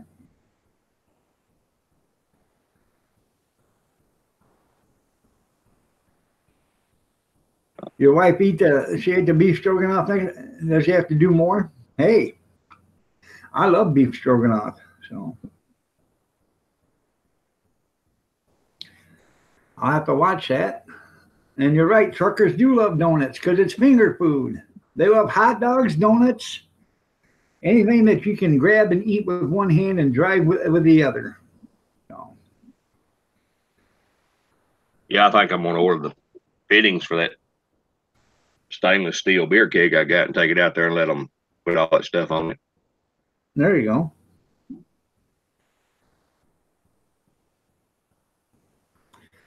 When I was driving, I would use it was normally hot dogs or sausages because you can eat those with one hand, drive with the other.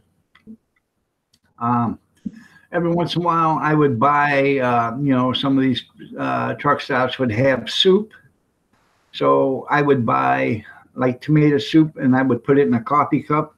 And then that way you could drink it on the way, in a coffee cup instead of using a bowl and a spoon. So.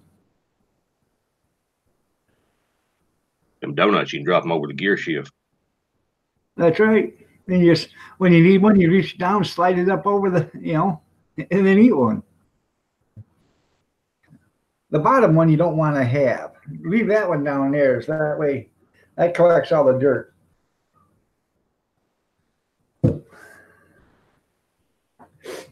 I'm not a very big donut fan. I was never a very big donut fan. You see where that Krispy Kreme truck caught on fire here 2 or 3 weeks ago? And the cops come out and kind What's of, that Krispy Kreme donut truck caught on fire. And the cops come out and kind of helped them out, guarded it and whatnot. And anyway, they Krispy Kreme delivered donuts to that police to their office, Yeah, I seen that was on on Facebook or something like that.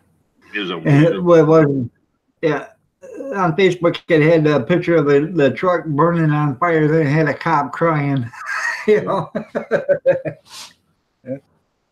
I delivered boxes and boxes of donuts to their office, free advertisement. And you're absolutely right there, Dirty Dog Diggers, because I used to cook my soup in cans all the time on the dash. I'd turn the defroster on, let it sit right there, let it sit there for about an hour, grab it, shake it up, put it back down there, let it sit there for about another hour, grab it, shake it up. And, about every minute, about every half an hour or so, you start shaking. And, if you start at 6 o'clock in the morning, by noon, you got some hot soup. We set them up on the motor in the Army. Right.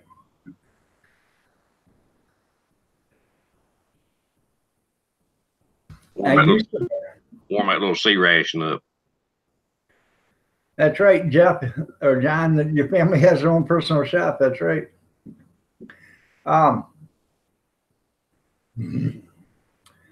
used to have an electric warmer that I plugged into the lighter, and what I would do is I would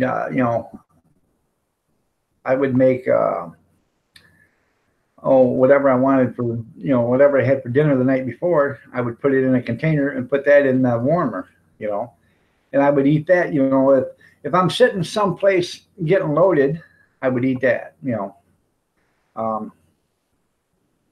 And being you work from 3 o'clock in the morning till 6 o'clock at night most of the time, I would eat my breakfast around 7 o'clock, and then I'd eat lunch around 1 o'clock, 1:30, 2 o'clock. So. You remember them old trash can heaters that the Army had? Oh yeah. Put them immersion heaters down in that water. Yep. Man, they would get her scalding hot. Oh yeah. Burnt gasoline. I never used any of them, but I did see them. They'd open them sea rations up and dump all them cans in there, and they would just be scalding hot, and then they dig them out of there with tongs, and hand you one on you. Yeah. Then you had to go let it cool off. Yeah. Maria, the dancing queen. Good morning. You're looking lovely as ever.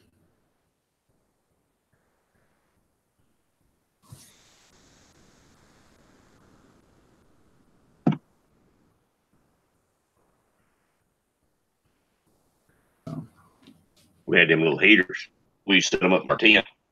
They burnt gasoline. We ran out of gas one night. We were about to freeze to death. And I went down to another unit, swiped a can of gas off the back of a Jeep. You could take that gasoline and mix it about 50-50 with diesel, and it was all right. Right. But if you run diesel in it, it would burn, but it would soot up, stop up. I've seen them stop those little 4-inch pipes. I've seen them stop them plumb up where they couldn't even nothing go through them. Good morning, Justine. Nice to have you here. You're looking lovely as ever. You run about half gas in them, it was all right. Yankee Lemon, good morning. Yeah, They didn't blow you up. Burn a lot more. What's that? If they didn't blow you up when you lit them, you had to be about lighting them.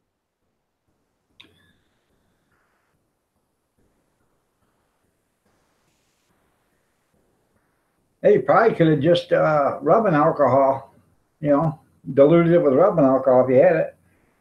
Yeah, you let just a little bit of it drip out in there and then light it. Right. It's real cold, so that gasoline wasn't real volatile.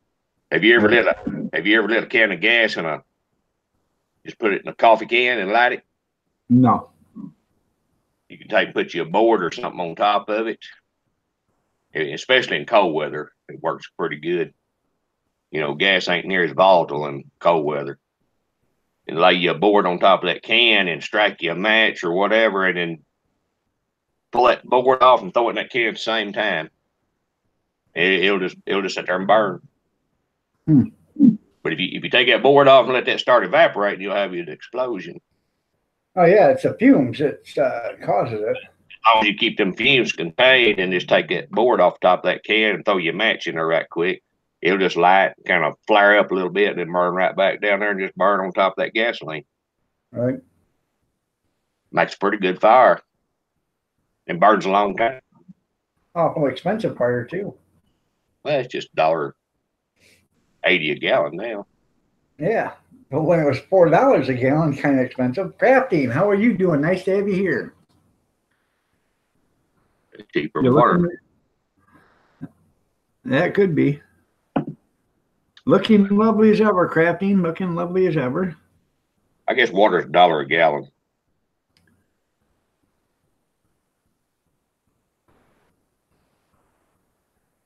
Water is $1 a gallon. Yeah, I think that's what it costs down at Walmart. Yeah. Distilled water or that water for baby formula.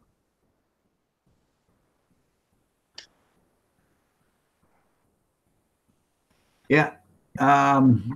Junkyard, Dirty Dog Digger says, I think there's a warning. Do not try this at home. There you go. Yeah. Yeah. Yeah, don't try that at home. You gotta be damn careful. That's right.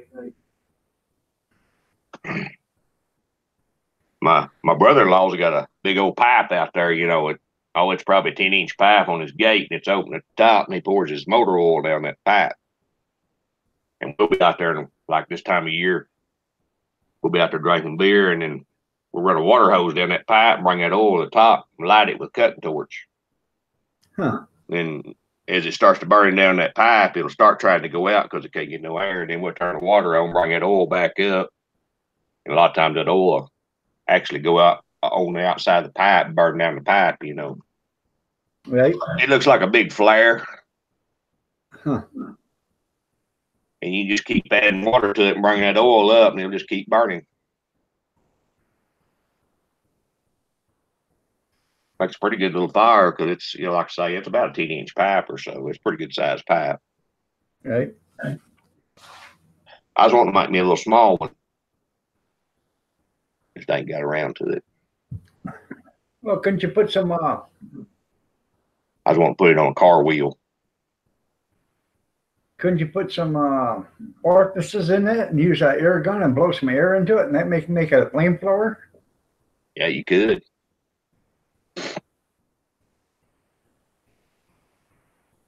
I was wanting to make a little short one about 4 foot tall and put it on a car wheel and weld me a nipple in the bottom of it where I could put the water in from the bottom. Right. And I put me a little valve over here and have where I could just sit over here and turn the water to it a little bit and keep it going. Yeah. Keep bringing that oil up.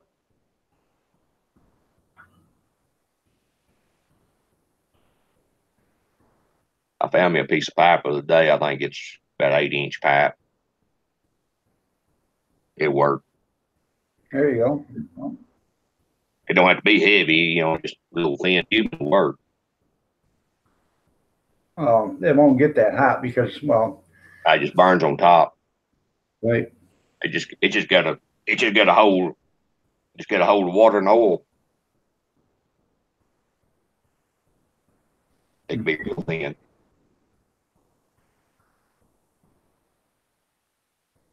You gotta have a solid bottom on it. Right.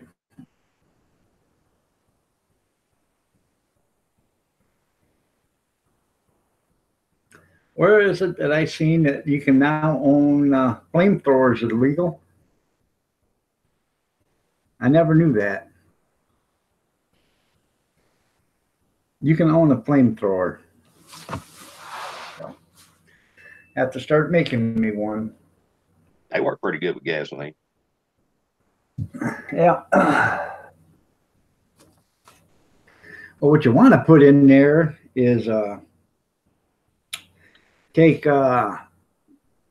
unflavored gelatin and make mix that with your gasoline and make that way. Yeah, That way, when it shoots out, it sticks to whatever it hits. napalm. Yep. I took some stuff out of a gasoline tank one time. A guy had, I don't know what they put in it, but we pulled his fuel tanks off and it was just like jello in there. We had to take them apart and take them down there and steam clean them at the car wash. It was just old gooey. It looked sort of like, reminded you of dishwashing soap, you know, the color of it. Right. Kind of a pinkish jelly. I guess that was from the gasoline back then because it was regular gas. It was leaded gas. Had lead in it. Now, years ago, when I was a we just had to scrape it out of there. I mean, it was just like jelly in there. right. Years ago, when I was probably back in the early '90s, I got pulled over by the DOT, Department of Transportation, state DOT. And he walked up to me and he told me for my license and registration and stuff, so I handed it to him.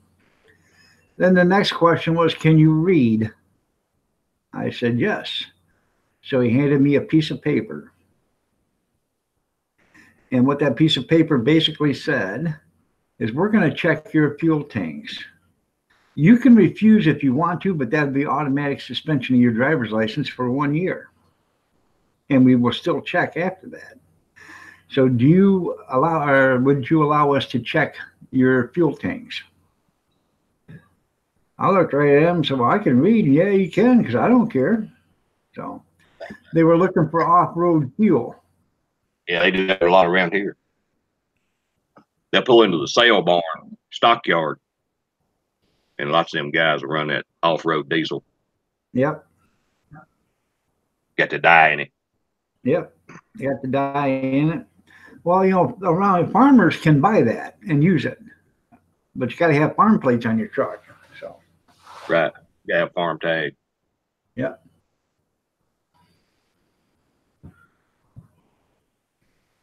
But Oklahoma passed a law that you couldn't even run in farm vehicles now. Right. You run your tractor, but you can't run it in a farm vehicle that is on a public road. Right. So that's the reason they started doing them at the sale farm. There's a pretty good sized rancher up here in Atoka. He paid several $1,000s in fines. Right. But it depends. If he's if he's using several $1,000s worth of off-road fuel and saving several $1,000s in taxes, I guess it's worth it. I think it cost him about $10,000. Yeah, but how long did he do it before you got busted? Oh, he probably done it for 2 or 3 years. But after they changed that law. All right. No. When I worked for the trucking company, he'd tell us, hey, I'm not telling you to overload, but you load as heavy as you want because you're getting paid by the ton. And don't worry about it. If you get pulled over, we'll pay the overweight fees. And the reason why is because the guy had 300 trucks. Okay, 300 trucks doing 3 or 4 loads a day, so that's either 900 or 1,200 loads a day. And he figured it this way: if you had 300 trucks doing 3 loads a day, that's 900. If you get 3 trucks pulled over every day for overload, that is a hell of a good average. So it didn't bother him. He would like to have no trucks pulled over, but the extra money he was making for the overloads, for the extra weight we were carrying, was making him extra money. His dispatch manager called me up one day and said, "Hey, you went to the landfill at 165,000 pounds. You were overweight." I said, "Well, I'm allowed 164 in Michigan, and I took it. But you were 1,000 overweight. That's just unjustifiable." I said, "Well, what do you want me to do? There's no scale." "Well, from now on, I want you to load half a load." I said, "I can't do that. I'm not going to load a half a load because I don't get paid for that." She said, "You either load a half a load or I'm going to write you up." So I said, whatever. I hung up from her and I called the owner and said, "Hey, you better get down here, or you better call her and tell her that she isn't writing my paycheck. I am." And he said, "What's going on?" I told her. He said, "That's ridiculous." Don't I? That's what they got to doing around here. They, 80,000, all they can haul. And these old loggers around here, they always haul 100, 105, 110,000 pounds. Right. And they sometimes they take portable scales out there and catch them, and they just pay the $1,000 ticket and go home. Right. They don't care. Well, that's the thing. He called her up and told her, no, we ain't doing this. So Those kind of things don't go against your driver's license. yeah, It's not a moving violation. right. She wants to show you her medical kit. She's a veterinarian. There you go. I need to hire her. There you go. Okay. Oh, I read that too. And she's got her chart, and I don't know what that's supposed to be. A pen. A pen. Oh, that's for the electronic stuff. Okay, go play, honey. Tell everybody bye. Bye. There you go. So We went to the hospital Sunday, and it was pretty cold. When I come back, my old big dog here, he was outside and he was shivering. no school. Why? Ice. Every school in Montgomery County is shut down. Now, I don't understand it because I don't see no ice out there. But yeah. So I got him in here, and he was still shivering. So we went and threw no sheet in the dryer, and tumbled it for a little bit, and then covered him up with that warm sheet. He finally quit shaking. Right? I never got a call. You didn't get a call? I thought it went off this morning at 6 o'clock. I don't know. I got at Cody, and then just go ahead and talk. I'm going to mute the mic real quick.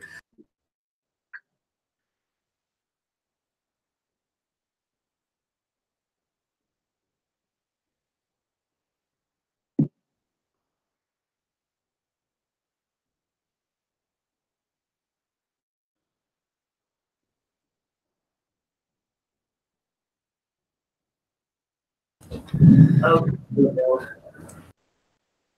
Right? See. Now, come on, go. Yeah, the truck driver can't hardly make any money today with them electric log books at Qualcomm.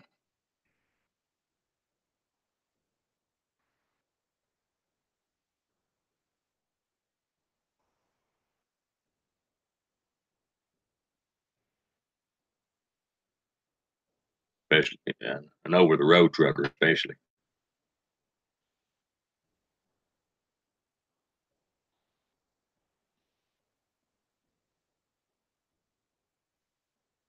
See you, Marie.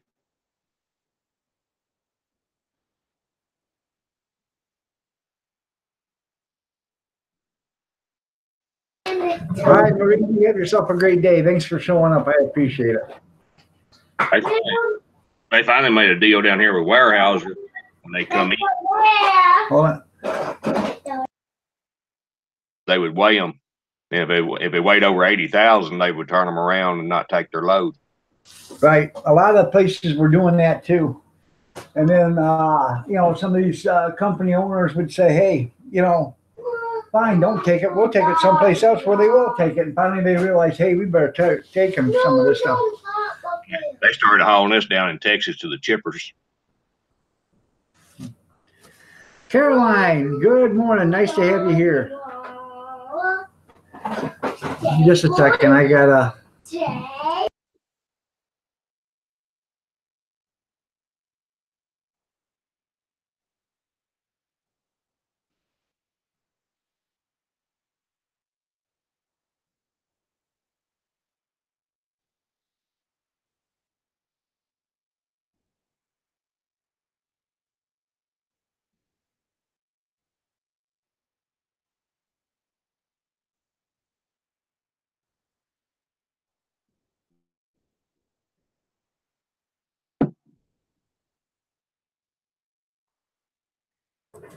Sorry about that. I'm trying to tell her to go and she wouldn't listen. They got a set of weigh stations down here going right before you get to Red River going south to Paris. And they used to haul a lot of rock out of this gravel pit in Hugo. Uh-oh, marching orders. Yeah. Ivy, good morning. You're looking lovely as ever. Nice to have you here.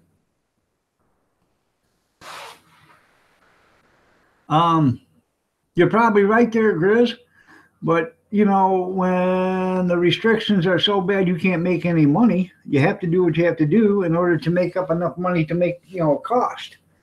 So nobody wants to pay for a half a load. So.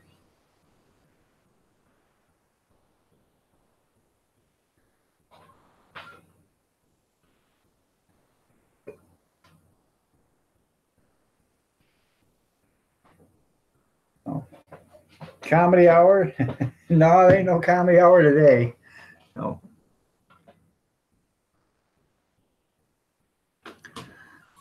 But yeah, it's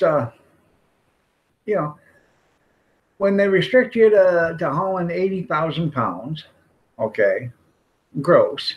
Your tractor trailer weighs 40,000, okay. So now you're allowed to carry 40,000, which is 20 tons. And they give you a certain amount of weight per axle, 11,500, I believe it is. I can't remember anymore. 11,500, 13,500 on the steers. Depends on what your tire sizes are and how many tires you actually have. Duals are different than doubles, or duals are different than super singles. Excuse me. Anyways, when they start restricting on how much weight you can actually carry, that's another thing. But when they restrict the weight, because the reason why they restrict the weight is because they are worried about their roads. That's totally different. Most semis or tractor trailers, 18 wheelers, 80,000 pounds is nothing. Weight, that's tractor, trailer, and load. 80,000 pounds is nothing.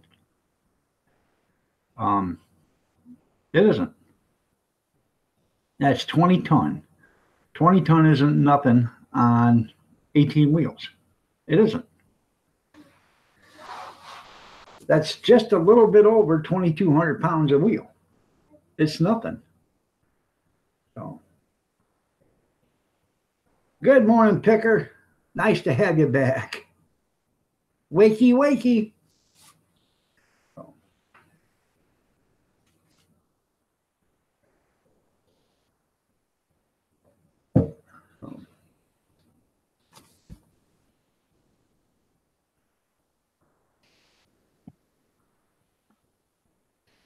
Yeah, I was going to say about the way station going into Texas there. They's hauling rock and everything out of Hugo, and they would get them tickets down there going out of state. So one night, some of them truckers drove by the way station, just throwed a bunch of Molotov cocktails in there and burned it down. I know the maintenance division out there at the prison went down there and built them a new building. New chicken coop? Yep. Yep.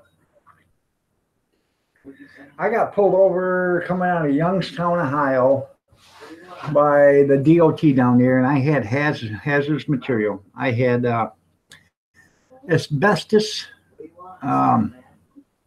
I had actually the cement blocks that, or it's not cement blocks, cement floor. They had busted all up, and it had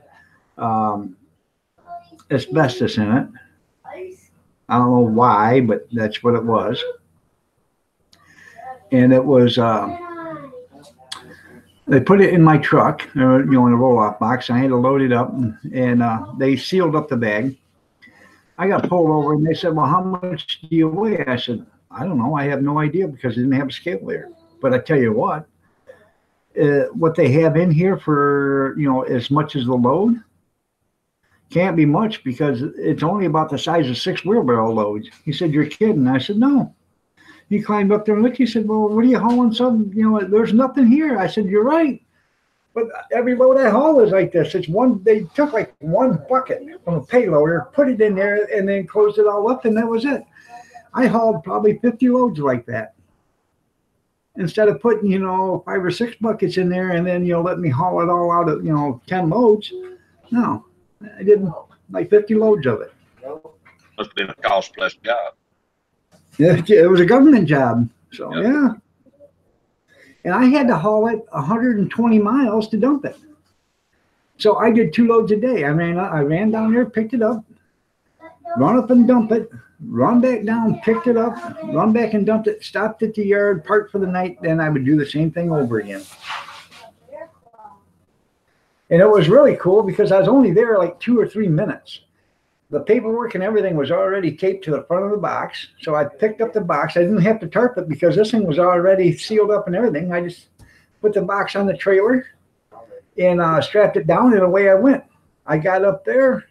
As soon as I hit the guard shack up there, or the scale house up there, I walked on there, handed them my paperwork, they stamped it, and I had my own place to dump. I drove right up there, dumped it, and away I went. I wasn't there 10 minutes. So it was pretty good. I noticed that way station been open on Saturdays down there a lot of times now. Normally they're closed on Saturday, they're state employees. Right. And they you could always count them closing down about 3:30 in the evening. Right. So a lot of them guys would park on the other side of the river and wait till dark, and they'd come on, Right. We used to do that. We would stop, we would run down, we'd go around the scales, and, they tried to bust us for that. And we kept saying, hey, we're on a state highway. We're on a road, a classified road. You can be on here, truck route.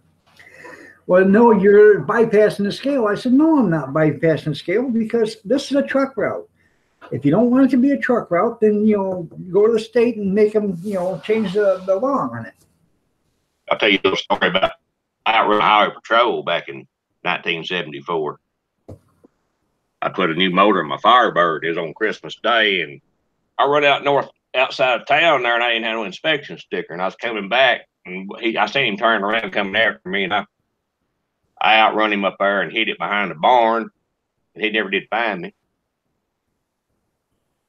And it was a few days later, he seen me coming from north town. I got everything legal then, and he pulled me over. I had come back from California. I had California driver's license. So anyway, he got me in the car and gave me a good talking to, and I handed him California driver's license. And when he handed them back to me, he just told me, he said, they're open on Thursdays down at the courthouse. In other words, go get them changed. And back then, it wasn't no big deal to outrun a highway patrol or something. Right. And I didn't get a ticket for it. He just made it for me later, I did it a couple of times. And I was legal when he pulled me over the second time. He just pulled me over and checked me. But anyway, it was a month later. They had a roadblock going into Hugo, and there's a liquor store right before you get to where the roadblock was. And I had never changed him driver's license, so here I go up there and I see J.C. Magger down there. He's a highway patrol that pulled me over. So I just whooped into that liquor store. And this old boy with me said, what are you doing? I said, well, I wasn't going that way. I'm going to turn and go down this truck route here.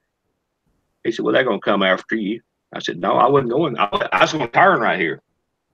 So I went in there and bought me a half pint of whiskey, come back out, put it in the car, and then put my turn signal on, went down the other road.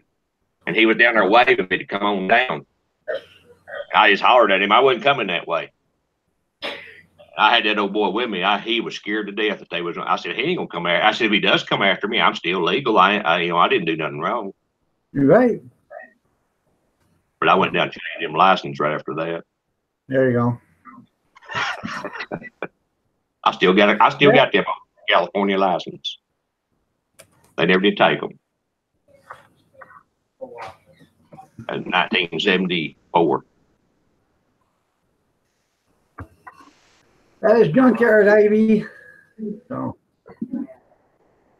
just wanted to know who you were. By the way, you're looking lovely as ever, Frozen. So.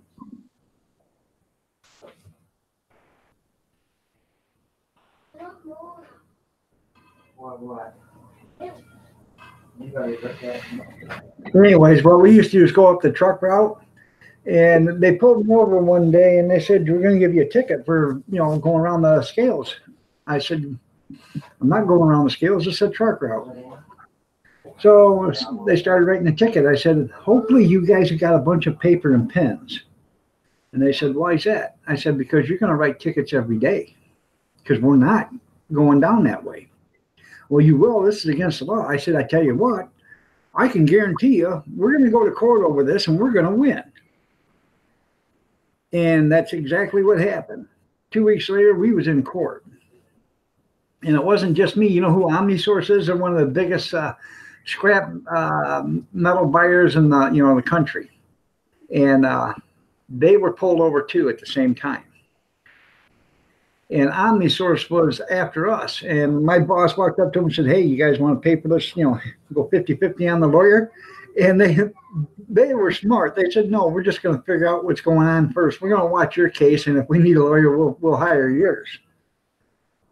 Well, we won. So they looked right at my boss and said, we don't need your lawyer. You just set a precedence. And, we won the case, so they couldn't do anything with it. And they'd sit there and they'd get so mad, they'd pull us over and do safety inspections. Pull us over and do safety. And then they'd weigh you. Oh, so you guys can do whatever you want, but we're not going to go around onto that scale. So, because when they get you on that scale, that's when you're screwed. Back in the 70s, 60s and the 70s and even the early 80s, there's lots of people around here had them old pulpwood trucks. They take an old 1 ton and put an extra axle on the back of it and put, bunks on both ends of the bed, and then they mount them a car rear end, up, straight up and down, and drive it with a chain off their PTO on their transmission. Then when you clamp the brake down on one end, you can make the drum turn on the other end, and they'd use it to load pulpwood. Huh. And you talk about, I have seen some junk going down the road, fenders flopping and tail lights hanging by the wire, and I'm just talking about junk going up and down the road. But they never would give them a ticket. They just let them go. All right. They never would. I've seen some junk going up and down the road. You don't see that no more, but back then it was real common. They just tried to make a living. So they didn't mess with them. They wouldn't get down the road 10 feet today. Right. You're right. Well, I tell you what they did to me one time, dirty dog diggers. I was in Dundee, Michigan, 2 o'clock in the morning, And they pulled me over while I was actually on my way back to Adrian. So I was in between Britain and Dundee. They pulled me over. Said, we're going to take you to the scale. I said, well, the scale, and then you're going to have to go to court in the morning. I said, it's 2 o'clock. Well, yeah.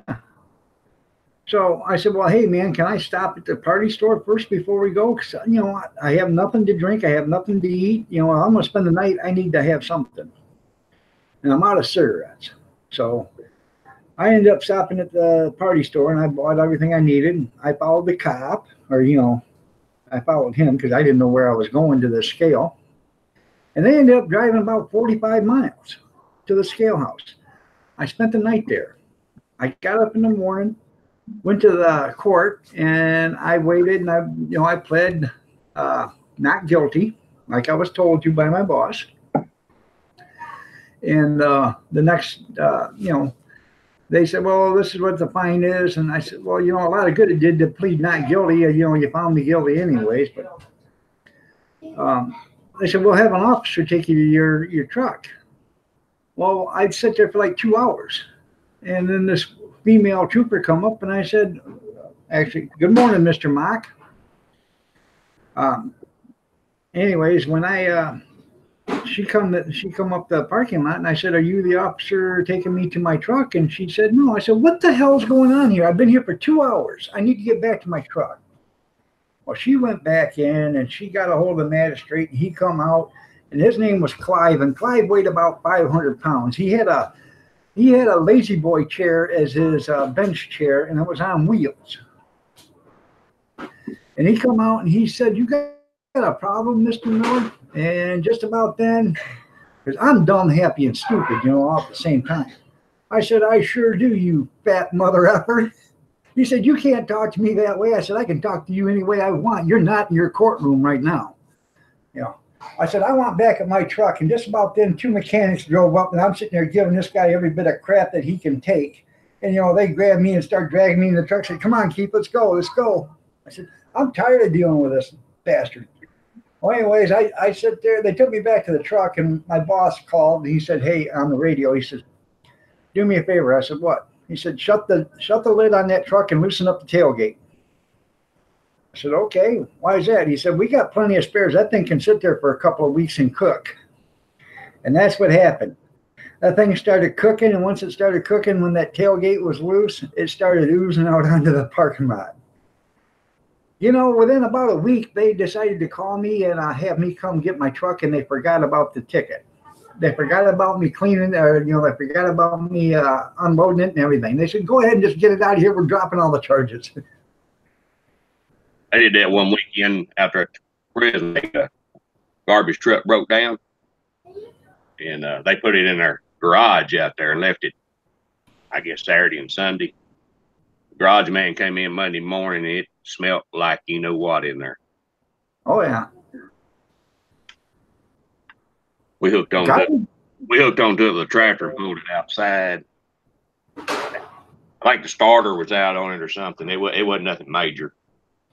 They had to come over and work on it. We couldn't work on it. They had to come over and work on it. Well, one of our mechanics, he was driving a garbage truck, and this was funny.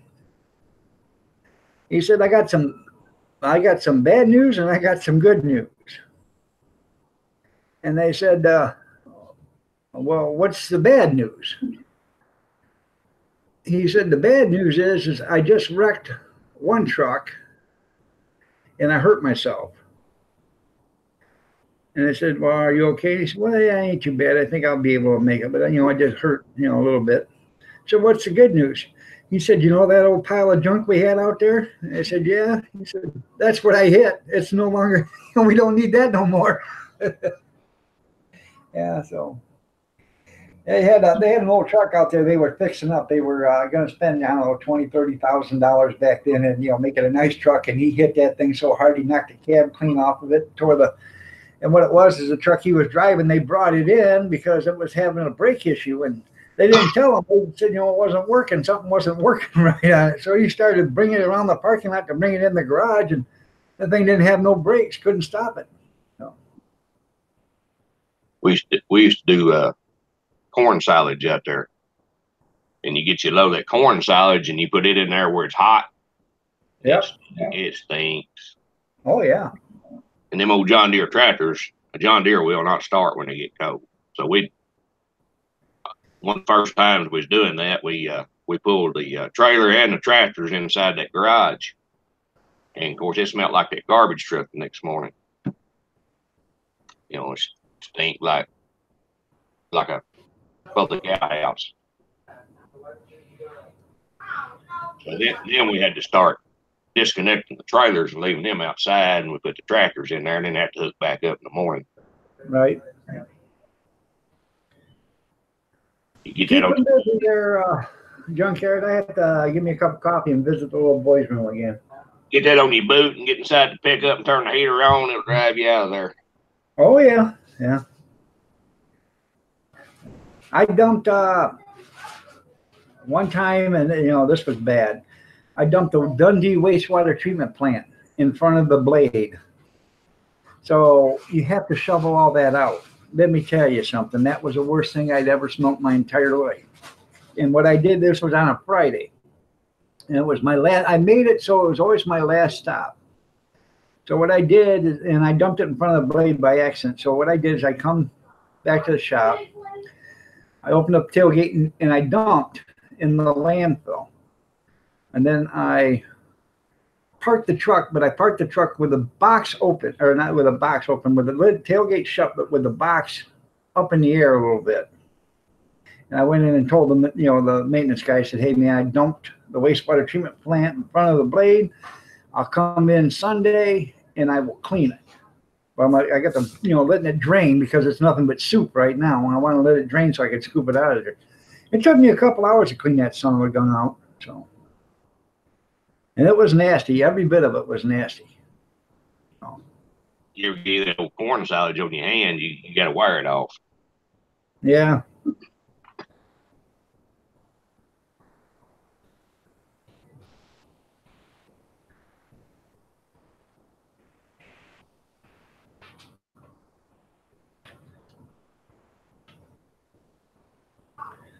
I'll have to try that there, Ivy.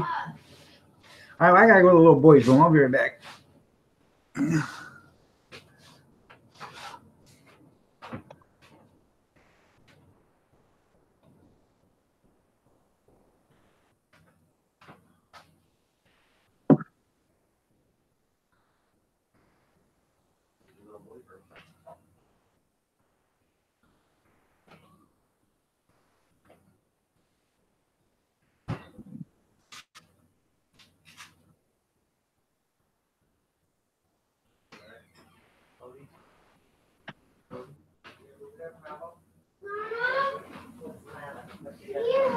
Cody, you hear that?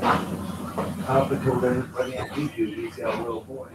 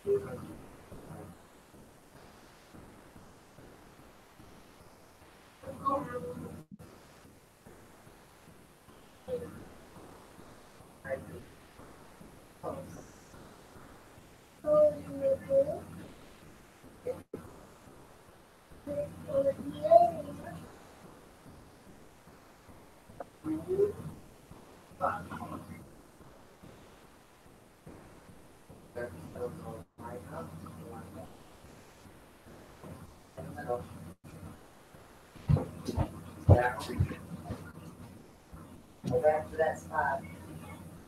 Go up.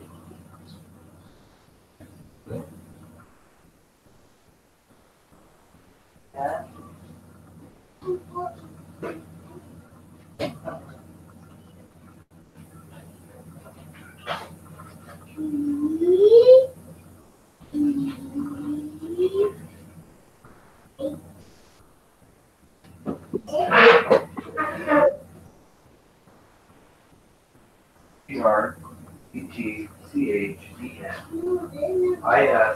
PRETCHEN. It's not a word.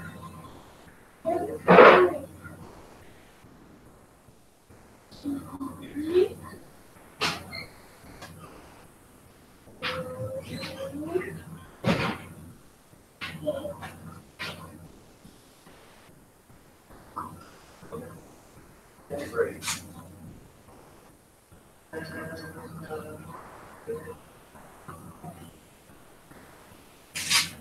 Did you dump that filter? Devil baby!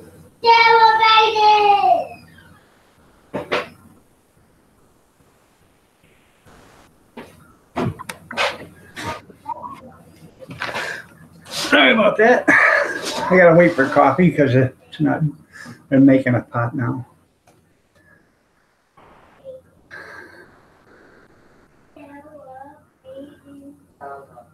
Um,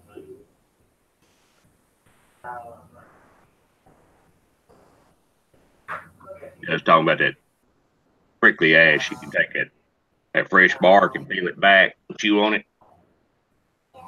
So, It'll numb your gums. In fact, here last year they had people going around stealing the bark off trees. People was finding trees debarked, and they was taking it and selling it somewhere, black market. Yeah. But it does work, especially never heard of. the younger the tree, the better it works. All right, there, Yankee. You have a great day. You be good too. Take care. It grows in a lot of these fence rows and sandy ground. You'll find these little, they're about like a plum bush or something. You know, they're just kind of a little bush. Hmm. And when they get big, you find them little old bushes, and they're just perfect for that.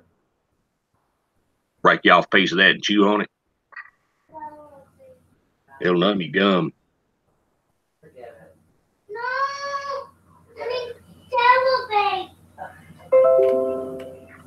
A new station alert has arrived. Brenda's World. Hey, where you been? did you have an orgasm or something? No, I've been trying to get her since 7 o'clock this morning because she wants to be on the panel on Wednesdays, but she just showed up.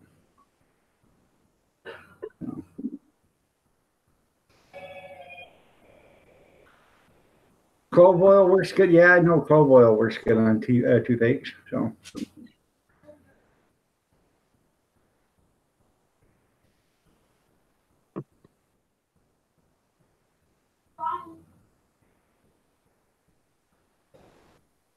There you go.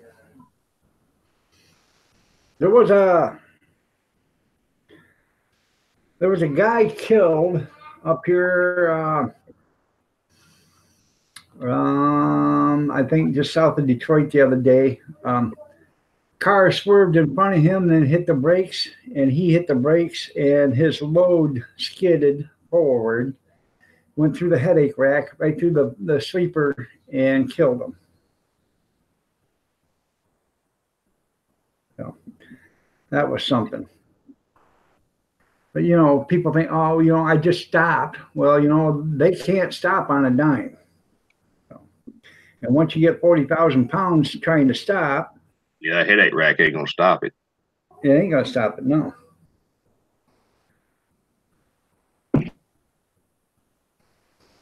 Well, this is no kidding. About 30 years ago, I was down in Toledo about 2:30 at night, and this guy barreling down the freeway, and I don't know what he did, but he hit the brakes, and when he did, there was an old junkie truck. There was a cab over. The cab comes sliding off in the truck, and it was skidding down the road.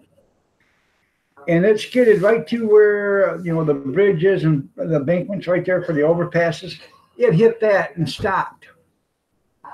But he was carrying coiled steel, and one of them broke off, took out the headache rack, come right off in there and hit the back of that cab. I sit there and watched it all happen. Hit the back of that cab and smashed it flatter than a pancake. Killed the guy deader than hell right there. If he wasn't already dead by the cab flying off, but yeah, he wasn't alive when they pulled him out.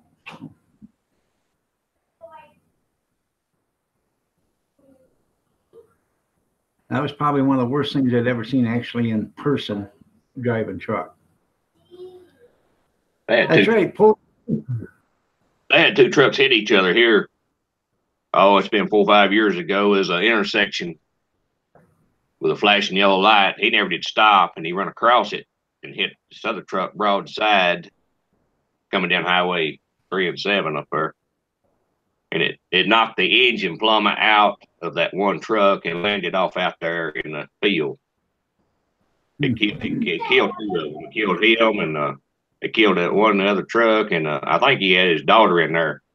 And I think she was in the sleeper and killed her.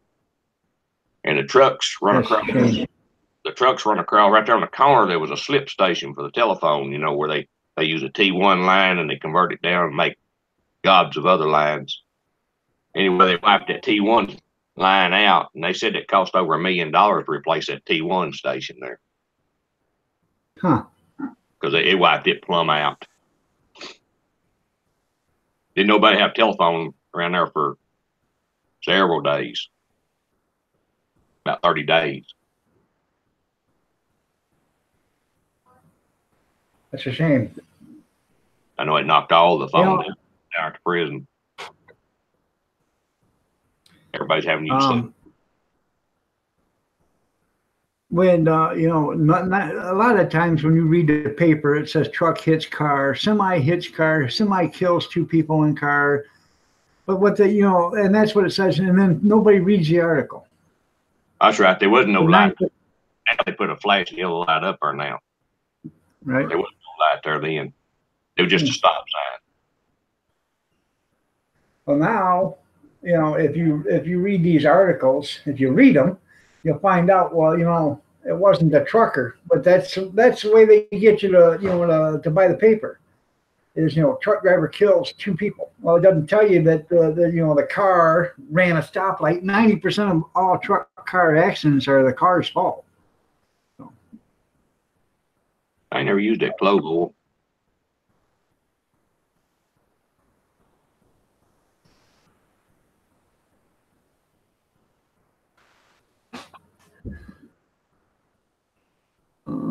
Clove oil? Yeah. I used to have some of it.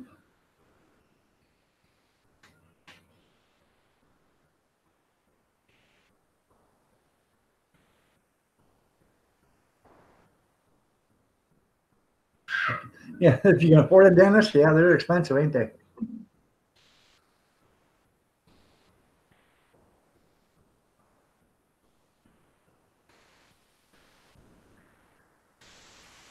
I've had shifters come right out of the towers there, Bobby.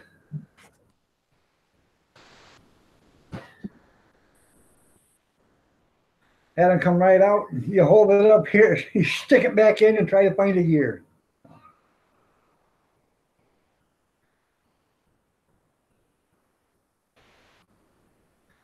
So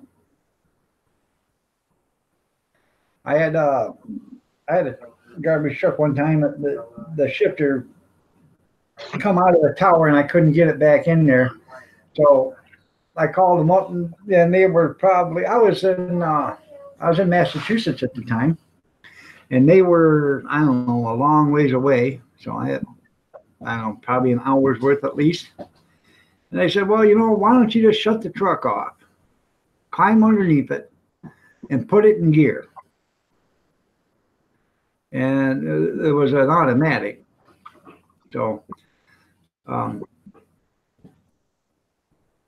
wasn't, I don't know if it was it's actually not a shifting tower, but what it was is where it went in, It had rods connecting to it before they had the cables, but this had a rod connecting to it, just like your other transmissions used to.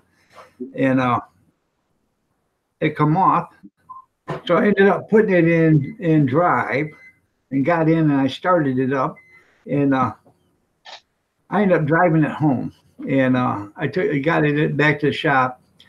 And they fixed it, but the manager come out and said, well, why did you drive it in? I said, because they told me to. He said, you know, I can write you up for that. And I said, then why don't you write them up for telling me to do what they told me to do? And this is back in the 88, 87, summer of 87, you know. Back when I was in high school, you know how them gear shifters, if you pull up on them, they're spring loaded. Yep. Like, you know, you get a hold of them, pull up, they're actually spring loaded back down, you know. And this boy was driving his daddy's pickup. We was over here kind of drag racing one night over here with Black Top. Anyway, he was speed shifting that brand new 4-speed in that pickup. And he jammed it up into 2 gears. Huh. This pickup probably didn't have 300 or 400 miles on it. And he thought he'd done screwed up daddy's new pickup.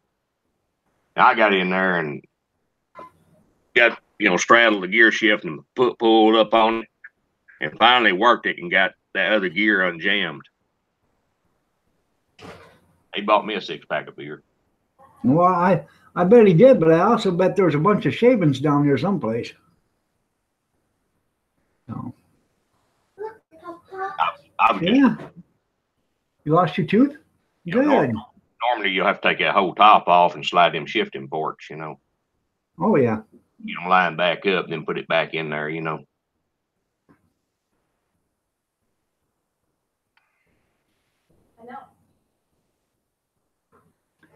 I know. I had no big farm all right tractor we used to drive, and it was like I'd take that gear shifter off the top of it every once in a while and unjam it. So finally I took it off, and you know, they got a little old ball usually that's, well, you know, I had to build that up with weld and grind it back down, put it back in there. And it would jump out of gear. I'd run in 3rd gear, which is over and up, and it would jump out of gear. So I had me a spring with a piece of wire up here. And then when you get to going, you put that spring on that gear shift and hold it up. Oh, I imagine. I bet I had that thing happen to me in a Muncie 4-speed rock crusher before, with a 2-speed, you know, the forks got 2 gears jammed together. That was an expensive fix. I still got a Muncie out here in my 62 Ford unibody. I got a 350 Z28 motor in it. Yeah. It's got a Muncie 4-speed in it. I like a Muncie transmission. You know, I haven't drove it in years and years, but it's still all in there. The front end got so bad, I just quit driving it. What is it? It's a short wide bed 1962 Ford unibody half ton. Oh, yeah. It's bright orange. Bright orange with black stripes in the hood. Used to have a 390 in it, and I took it out and I got a Z28 motor in it. It's got Ford's pistons and double roller timing chain and SPS rod bolts. Got a crane cam in it. Got headers on it. Got a Holly high rise. It buzzed up there at about 7,000 RPM, just wham. Huh. So what are you looking for? Like $500 for it? No, yeah. Huh? No. I got a subframe and all for it. I got a Nova subframe rear end. I need to. I probably never will get time to do it, but I won't put that subframe under. Right. Well, that's the thing, you know, Novas and Camaros, they use a lot of them front ends to do a lot of hot rods with. This was actually a Oldsmobile Omega, which was the same thing. Right. Different body, you know. But it was a, you know, it was a Nova. Well, front clip, and I got the rear end too. I had a 77 Nova, and I went to a junkyard and I bought some parts off an Oldsmobile Omega, to put on it because they were the same damn thing. The quarter panels were the same. All the windows are the same. The taillights that year were the same. The fenders are the same. The only thing different was the roof line was or the trunk lid was different. Thank you. A lot of them, a lot of them cars used to, they just had different names on them. Yep. More or less. A little different trim, maybe. A little different grill. Well, I know what was different is the marker lights on the side of the Oldsmobile were different than what they were on the Nova. That's what the difference was. That's like them Oldsmobiles, back then when they had the 307 in them, they was just Chevrolet motors, General Motors, Right. My brother had a 74 Nova with a 350 rocket engine in it. They didn't even have an Oldsmobile motor in them. My oldest brother had a GTO with a 396 in it when he passed away. So I had a 67 Firebird. I was going to put a 396 in it. Messed around and sold it. They'll bolt right in there. Oh, yeah. Yeah. So, you like the Mug DID? Same as a Camaro. You're right. Just different nose on it.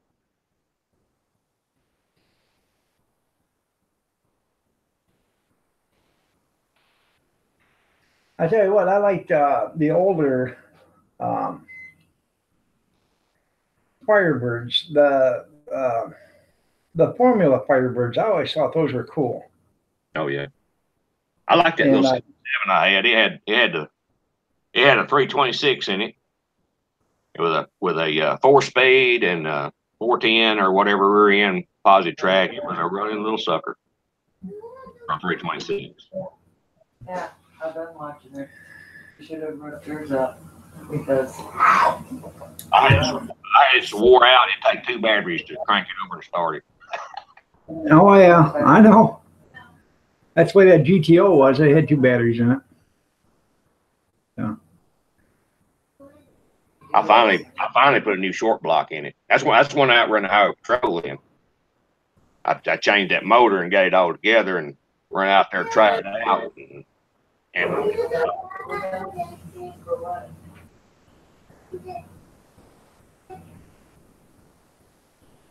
Yeah, you got a nice mock there, Mr. Mock. By the way, everybody, if you don't know what Mr. Mock is, he's home recuperating from a hernia surgery. So the bank sold one of them Trans Ams here a while back. Smoking the Bandit. yeah. Guy had some stuff repossessed, and I guess he put that Camaro, that Firebird up for collateral. I guess. Anyway, the bank got it. I called them about it, but there was no way a outsider was going to buy it. Right. That's the way it is a lot of times, unless it's junk. And another guy down here, he had a W30 Cutlass up for sale one time, and I couldn't get it bought either. And I know it was an original W30. I like them old Scamps and them Demons there, Mr. Mock. It had the orange fender wheels in it and everything.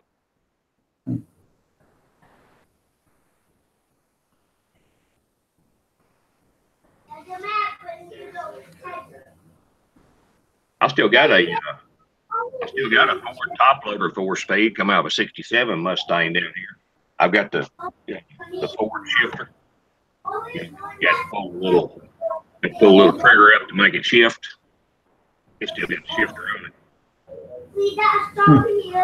It has the wide bolt pattern and a narrow bolt pattern built into the front of it. 50 old Fords from like 65 back. And then, when they changed the bolt pattern to the wide, and I think it's about 65, that wide bolt pattern got a minute. You get it, Harold, you're eating it. My old neighbor across the street used to have an old Chevy Impala, and it was a two-door, and it come with a 427 in it from the factory with a four-speed, and there was only like 250 of these made. And he traded, I can't remember what it was, but I think it was a 39 Ford for it. Custom rod. He traded that and a trailer and his pickup for this Impala. It was a sweet looking car, man. It didn't have, I bet it didn't have 11,000 miles on it. And back then, this was 20 years ago, I think it was, and they wanted $50,000 for it back then when he traded all this stuff for it. So, Buddy of and I don't know what he got.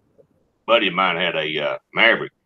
He bought it. He liked to race, and we got to the track over here at Parish out there at Reno, and he bought this thing already assembled and running, and he said it had a Boss 302 motor in it, but it had regular heads on it. You know, the heads got the same bolt pattern. Right. You can put the Cleveland heads on a regular 302 or 351. It's just a matter of the intake manifolds and stuff not working. But anyway, he said he had a Boss 302 in it, and I thought, well, you know, that's a bunch of bull. But anyway, I crawled under and looked, and it did. It had the screw-in freeze plug, so it was a Boss 302 block. That's an easy way to tell them because they got them big screw-in freeze plugs instead of the press-in freeze plug. Pretty rare. But how come vehicles are never named after turtles or a dolphin? They're always named after land or flying predators. I don't know. Because do you really want to drive a, well, I don't know. They make a lawnmower after a turtle, a snapper. But do you really want to drive a sea turtle? When I was in the Army, I rented a little old house there on the corner, and across the road there was some railroad tracks. Anyway, this guy had a garage there, and I go over every once in a while and talk to him. I walked in there one day, and he had a Boss 429 block up on the bench there. Had Boss 429 with 4-speed.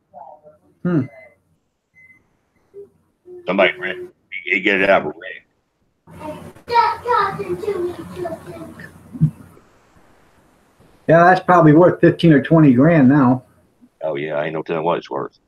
You know, that's of course that was back in 75 or 6, 76, 77. I used to love that show, Fat and Furious. Them guys used to get to me, man. I used to love that show. You know, they'd go to that one old guy and buy engines from him, give him $10,000, $12,000 for an old engine, and then rebuild it. So, yeah. That's like the 400 small block, you know. It's easy to tell those because they got 3 freeze plugs to the side instead of 2.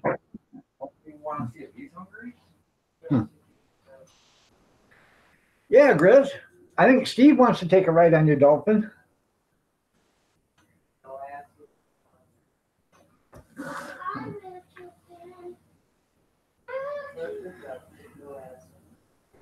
And it's easy to tell a 302 from a 351 Windsor, you know, by the front rail and intake manifold. If it's under 7, it's 302, and if it's over 7, it's 351.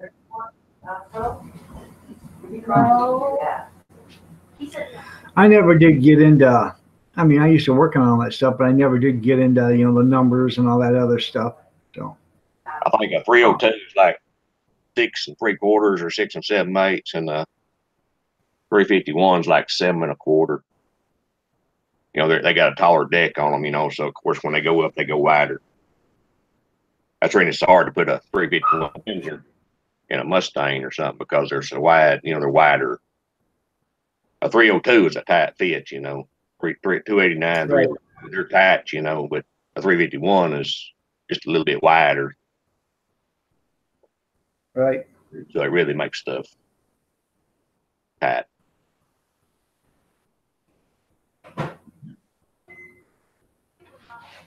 8.5 is a 302, and a 351 Windsor is a 9.5. Yeah, I knew there's a little difference there. Been a long time since I've messed with them. Well, the best looking, well, there's two great looking Mustangs out there. One is Eleanor and the other one is Bullet. So those are the prettiest Mustangs that are out there. So I had a 71 Maverick Grabber at one time, and I put a 4-speed in it. I redone the 302. Oh boy, it blowed the tops of the pistons off of it. I gave $100 for it. Had the mag wheels, had the slot mags. And I redone me a 302 and put back in it, put a crane cam in and headers. And I took 2 4-speeds. I took 2 top loaders and put them together and made me a good top loader. And they had I think it was 463 to 1, 461. It was a real low geared rear end in it. And I messed around and sold it to an old boy, and they drove to Dallas, which is 160 miles, and used tank gas to get there. And they was changing the rear end in it, didn't bleed the brakes, and had to go down to the store, and they wrecked it. Didn't bleed the brakes. It's the same thing. You go to a brake shop now and have your brakes done. They don't bleed them. And the first thing you do, you go hit the brakes and you ain't got nothing. You got to pump and pump and pump. And they don't tell them people, why don't you bleed the brakes? That would be a thing of the job, And I think it was one of either the 70 and 71 or the 71 72 is the only ones that had the little scoops in the hood on the grabbers. They're real rare. Right.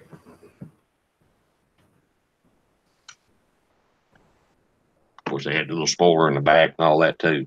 My buddy's mom and dad bought it new up in Oregon before they moved back down here. It come out of the factory with a 302, 3-speed in the floor.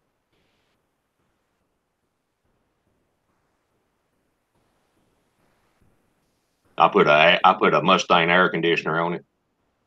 I put power steering on it. Went and got me one out of another car and put on it, and I had to put those little inserts in the frame. You could buy them from Ford, and you run a bolt up in there and expanded those nuts to put that little old bracket for the steering cylinder. All right, there, Junkyard. It's 9:29. Tell everybody about your channel. Oh, my channel is just a little this and a little that. Just whatever I'm doing. Yeah, you're right, Mr. Mock. Eleanor is just a wannabe Shelby. You're absolutely right. Okay, everybody, it's 9:30 almost. We're going to get out of here. I appreciate each and every one of you guys for being here. I really do. Hold on a second. It's not letting me comment on my own damn live stream. I like my name. But for that too. Let me see if I can do it again. Papa look. Papa look. I see that, yeah. You write your name on. Well, anyways, well, I know what's wrong. I'm not signed in or whatever. I'm out. But y'all have a great day. God bless. Take care. Prayers and peace, and we will see you tomorrow. Junkyard, thank you for being here. I appreciate it, man. I'll see y'all. See you guys later. Have a great one.